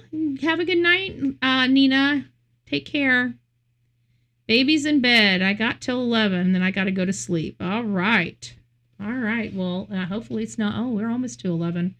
Well, you don't have to worry about that. I'll be winding this down. Some official in an interview said, keep your eye out for someone who changed their appearance. Yep. And he changed his appearance because when he was pulled over in his vehicle, he had hair all over his face. When they were taking pictures, we only got a little glimpse of him, but it was like this much of the face. That's it. Just that much of the face. Just that much of the face. But it was hair, and it was thick black hair. And he had a mustache, and he had either a goatee or a beard. We couldn't see it, whether it was a goatee or a full beard, but it was one or the other. And he shaved all of that off for this interview. He had a baby face. He had his arms covered, and he had a swollen hand that he could not hide. So, could it be him? It absolutely could. But everything I'm seeing, nothing is definite. There's not, yeah, it could go either way. His mom, she made some misstatements. At least I felt that were misstatements, which are a little, concerning, to say the least. Sorry about the meet and greet change of plans. One of my grandkids. Oh, I thought it was me because, to be honest with you, I drove straight back. I was done. That's what I said this morning. I called you out. I'm like, Bigfoot, I know I was supposed to see you, but I just drove straight. I got up at 4:30 and I realized I could be home by 7:30, 8 o'clock. And I'm like, I can do that. And so I went straight home to be with I loved Delilah. I loved on her. Her and I snuggled together. Like, she would not let me out of her sight. She's kind of chilling in bed right now, waiting for me to come to bed, which she's wanting to play. I'm sure. So even when I go to bed at 11, I'm still going to be up until 12 playing with her. Which Mahjong club? Uber is Luke Daly Associates. Club is Luke Daly associated. I don't think I don't see him being Mahjong.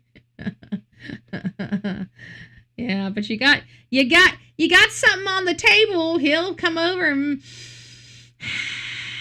but I don't think he's Mahjong. Okay, I knew you'd be wore out. Yeah, I was absolutely.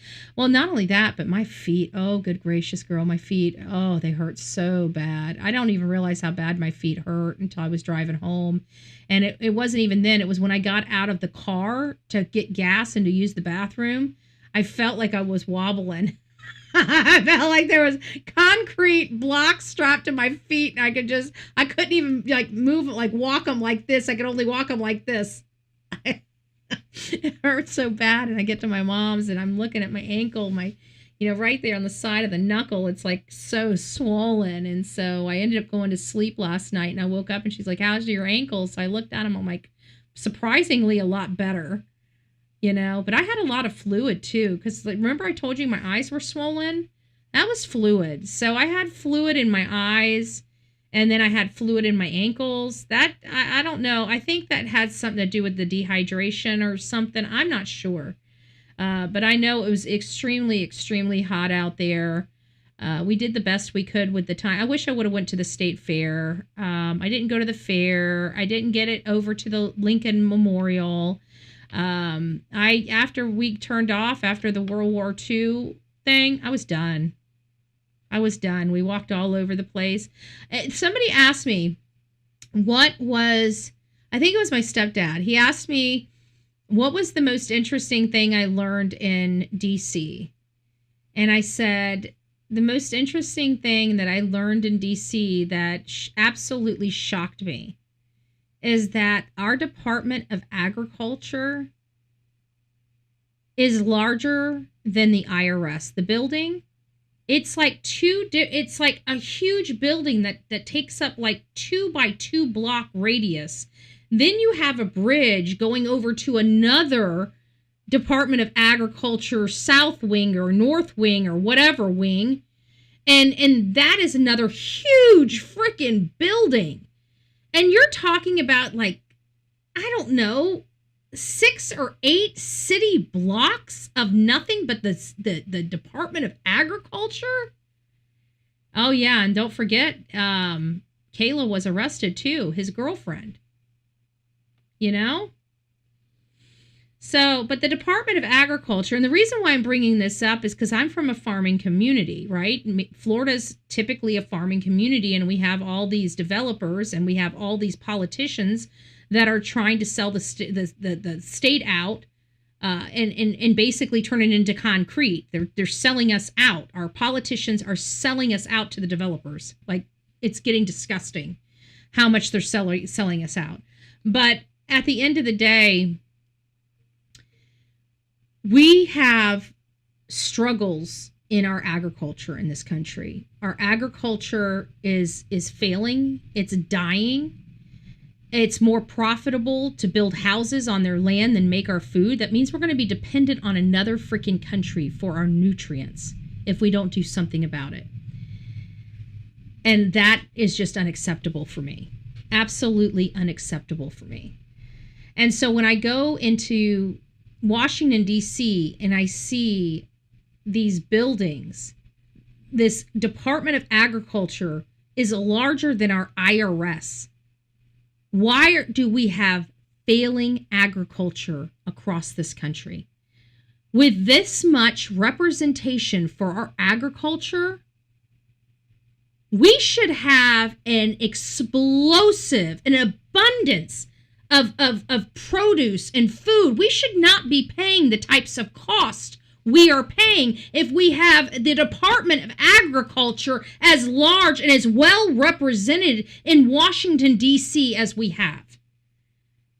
That is what I truly do not understand, is how in the world we can have such alleged large representation, yet our agriculture is failing. People are closing up their businesses because they can't afford to stay a farm. That doesn't make sense to me. So if I learned anything, I learned the Department of Agriculture is not doing their blessed job. And it looks like we, the people, gave them all the resources in their arsenal to be able to do us right. And they fail us over and over and over again. So you take that to the bank. And for the folks that are in farmlands and farm areas like me, I see Debbie's got farmland in Michigan. We got Horsey Love Farm, and we got a lot of farmers in Arkansas and places like that. These people are struggling. You should see the type of representation we are all paying for them not to be struggling. There should be no excuse for our farms to be struggling right now. That's what I learned in Washington, D.C. I'm not sure what you guys will learn in Washington, D.C., but that's a little tidbit I learned in Washington, D.C. All right, guys, so we went over everything about Nancy Guthrie, the 84-year-old grandmother ripped out of her bed in the middle of the night. We talked about, in this episode, NBC pushing Savannah Guthrie, her daughter, out in the worst time of her life, forcing her back to work so they didn't cancel her contract, in my opinion. We're finding out that nobody is on the same page. We do not have Savannah Guthrie or the Guthrie family on a press conference or in a press conference with the Pima County Sheriff or the FBI. That is an indicator that nobody is getting along and this case is not working the way it's supposed to be. One positive breaking news in this today's segment is that Miss Savannah Guthrie did get out with some pals, including her co-anchor Melvin, and they went and watched the World Cup together. So that was nice to see her out. You could see the pain in her eyes, and you could see she kind of forced smiled, but it was nice to be out in the fresh air. We also find out that there are missing clues in this case that aren't being looked at because they're focusing on all the wrong areas, while the suspect is most likely known to the victim and or her family. And we went back to revisit some of the earlier theories, including the botched burglary. The problem is I believe the botched burglary happened on the 11th, not the 31st into the 1st. I believe he came back on the 1st because when he realized Nancy Guthrie was inside the house, it seems like he had other plans. And his clothing might be very important. Oh, we did forget to talk about three other topics. His clothing. We forgot about how important the clothing was. Remember at the beginning of the case, on February 10th, the first time the FBI sent out these images and we got to see him for the first time. One thing we noticed is that people were already starting to try to identify the backpack, identify the holster with the gun, because we knew that the gun wasn't fitting in the holster. So we knew that the holster did not go with the gun. We thought maybe he was a burglar and probably just burglarized somebody else's property and just got the gun holster that way. But then we realized the backpack and the gun holster appeared to be fairly new, and they were both bought from Walmart. It seems like people have identified the jacket. Could these things lead us to the suspect, his clothing being very important? And we can't forget the fact, listen to this one tidbit, this one nuance that we forgot about, them going door to door. They went door to door in Nancy Guthrie's neighborhood multiple times, and I cannot believe that all of those times were because they were just looking for some footage. Okay? They went door to door, one, to interview people as witnesses, and I also believe they interviewed people in that community as potential suspects as well. So those were the tidbits, and of course you guys know that we've already went over at the beginning. And some notes, many criminology majors and professionals believe that they are fraudulent, fake, non-existent, all of them, all fake. I kind of believe that. I kind of believe that they are all fake. There's only one sliver of information that would make me believe there's some legitimacy. And that would be if they described the clothing she wore to Annie and Tommaso's house. That would be the only way I would believe any part of that ransom note could potentially be legitimate. So, do they know who this guy is? Again, it is my belief, yes, they do. Guys, don't forget to hit the thumbs up. Oh, Grave Crime with Grace. Nice to see you, love. Don't forget to hit the thumbs up button if you have made it this far into the show and you still have some hypes for this week or this month. Please don't forget to hype your girl Betty over here, and don't forget to share this information. Clip it. If you found something interesting that we discussed, clip it, get it out. If you don't want to share the whole show, clip what you did find interesting and get that out. There is somebody that knows something here, and the only way we're going to find that needle in a haystack is continuing to bring awareness to the case. Somebody out there knows what happened to Miss Nancy Guthrie. Do you know who they are? Have you seen Nancy Guthrie? Do you know who this mass suspect is? Please reach out to law enforcement today. There is a over $1.2 million available for somebody to bring Miss Nancy home, dead or alive. So folks, it is sad that we are here covering this case. I feel like this case, in all fairness, I don't think this has to do with Savannah. I think this has to do with local politics. Poor decisions, poor law enforcement decisions, poor community decisions, creating a vacuum where something like this could happen to a little old lady that's just trying to live out her golden years until she kicks the bucket. And they robbed this poor lady of that. I just think it's such a shame. I think it's such a shame.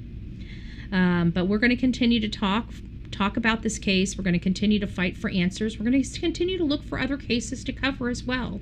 This case is getting to a point where we're going to be hurrying up and waiting. I think it's already expired to that point, right?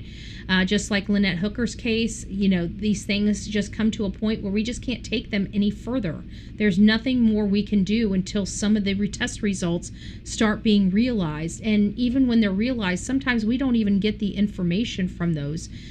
So we don't even know how to begin to act. Will this case be solved? We had ranges from 5 to 10, of whether this is going to be solved. I don't even know how I would range this or gauge this. Like, a piece of me feels like this will be solved, but the question is, how long is it going to take to be solved? That is what truly keeps me up at night. How long is this poor lady and her family going to be out there wondering what the hell happened to her? And I truly believe that this case is going to have a Koberger effect. I do. I think once we've realized who did this, we're going to be like, who? Why? I mean, that's the way we were with Kaylee and Maddie and all them and Brian Koberger. We're like, who? And why? Why would you cause all of this pain? I think when we find out who this is, we're going to be shocked. We're going to be shocked because even though we've been looking for somebody that's connected to Miss Guthrie somehow, we're going to find a connection, but it's going to be so far unconnected. We're going to be looking at this guy and saying, where the hell did you come from, bro? Mark my words. I feel like that's going to end up being what we're dealing with here. Is there another person? I really don't know. If it's Luke, could it be his girlfriend? She did get arrested shortly after he was raided. Or actually, she got arrested before he was raided. Just to put that out there. So, I don't know, guys. I think you guys are going to have to help me with this one. We'll be back tomorrow morning to further discuss this new revelations. We had some breaking news today. Not breaking news in the sense of, we got the guy. But Savannah's job is trying to break her. That's breaking news. She got out with some fellow friends. That's breaking news. She hasn't been out since this case. She went to the World Cup, so she got an outing out with Melvin and her husband and Melvin's wife. So that was a nice little break.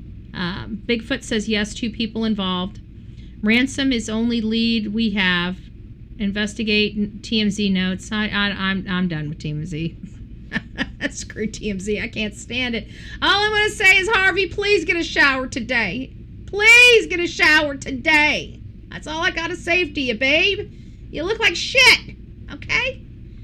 If you don't want everybody looking at you all cray-cray, then clean up. Look like a professional something. Something. Unfortunately, Scott, I'm tired.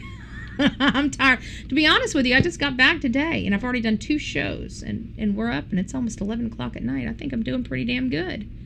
But you guys, we'll be back first thing in the morning. So, Scott, come back around first thing in the morning. Set that alarm. And when is my morning show? It's whenever I turn the lights on. I don't know, but I can tell you it's between 7 a.m. and 10 a.m. We got service provider hours around here, okay? We got, we got the 12 to 2, the 2 to 4, or the 4 to 8, okay? I'm just saying, we keep service provider hours. We give you a range. When are we starting? We don't know. Depends on what day it is, and it depends on what side of the bed I wake up on. Tomorrow I'm gonna wake up on the good side of the bed, so we'll probably be rocking around really early in the morning. Actually, oh shoot, tomorrow's Tuesday. Hold on, guys. We might have another challenge. I might have to be in meetings. Oh shit. Hold on. Please don't tell me I gotta deal with these. I think we are off. I don't think they'd be back this soon after. I don't think we have anything for a while. Because it's just the 4th.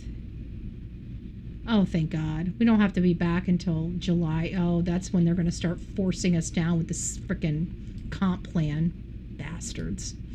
All right, guys. Well, rock it out with your coffee beans out. Don't forget to be fearless. If you see something, say something. An ounce of prevention is worth a pound of cure. And until next time, please be safe, but more importantly, kind to one another. I will be back first thing in the morning, so you're going to want to be right here for the Bullhorn Betty channel. Talk to you soon. Catch you on the flip side.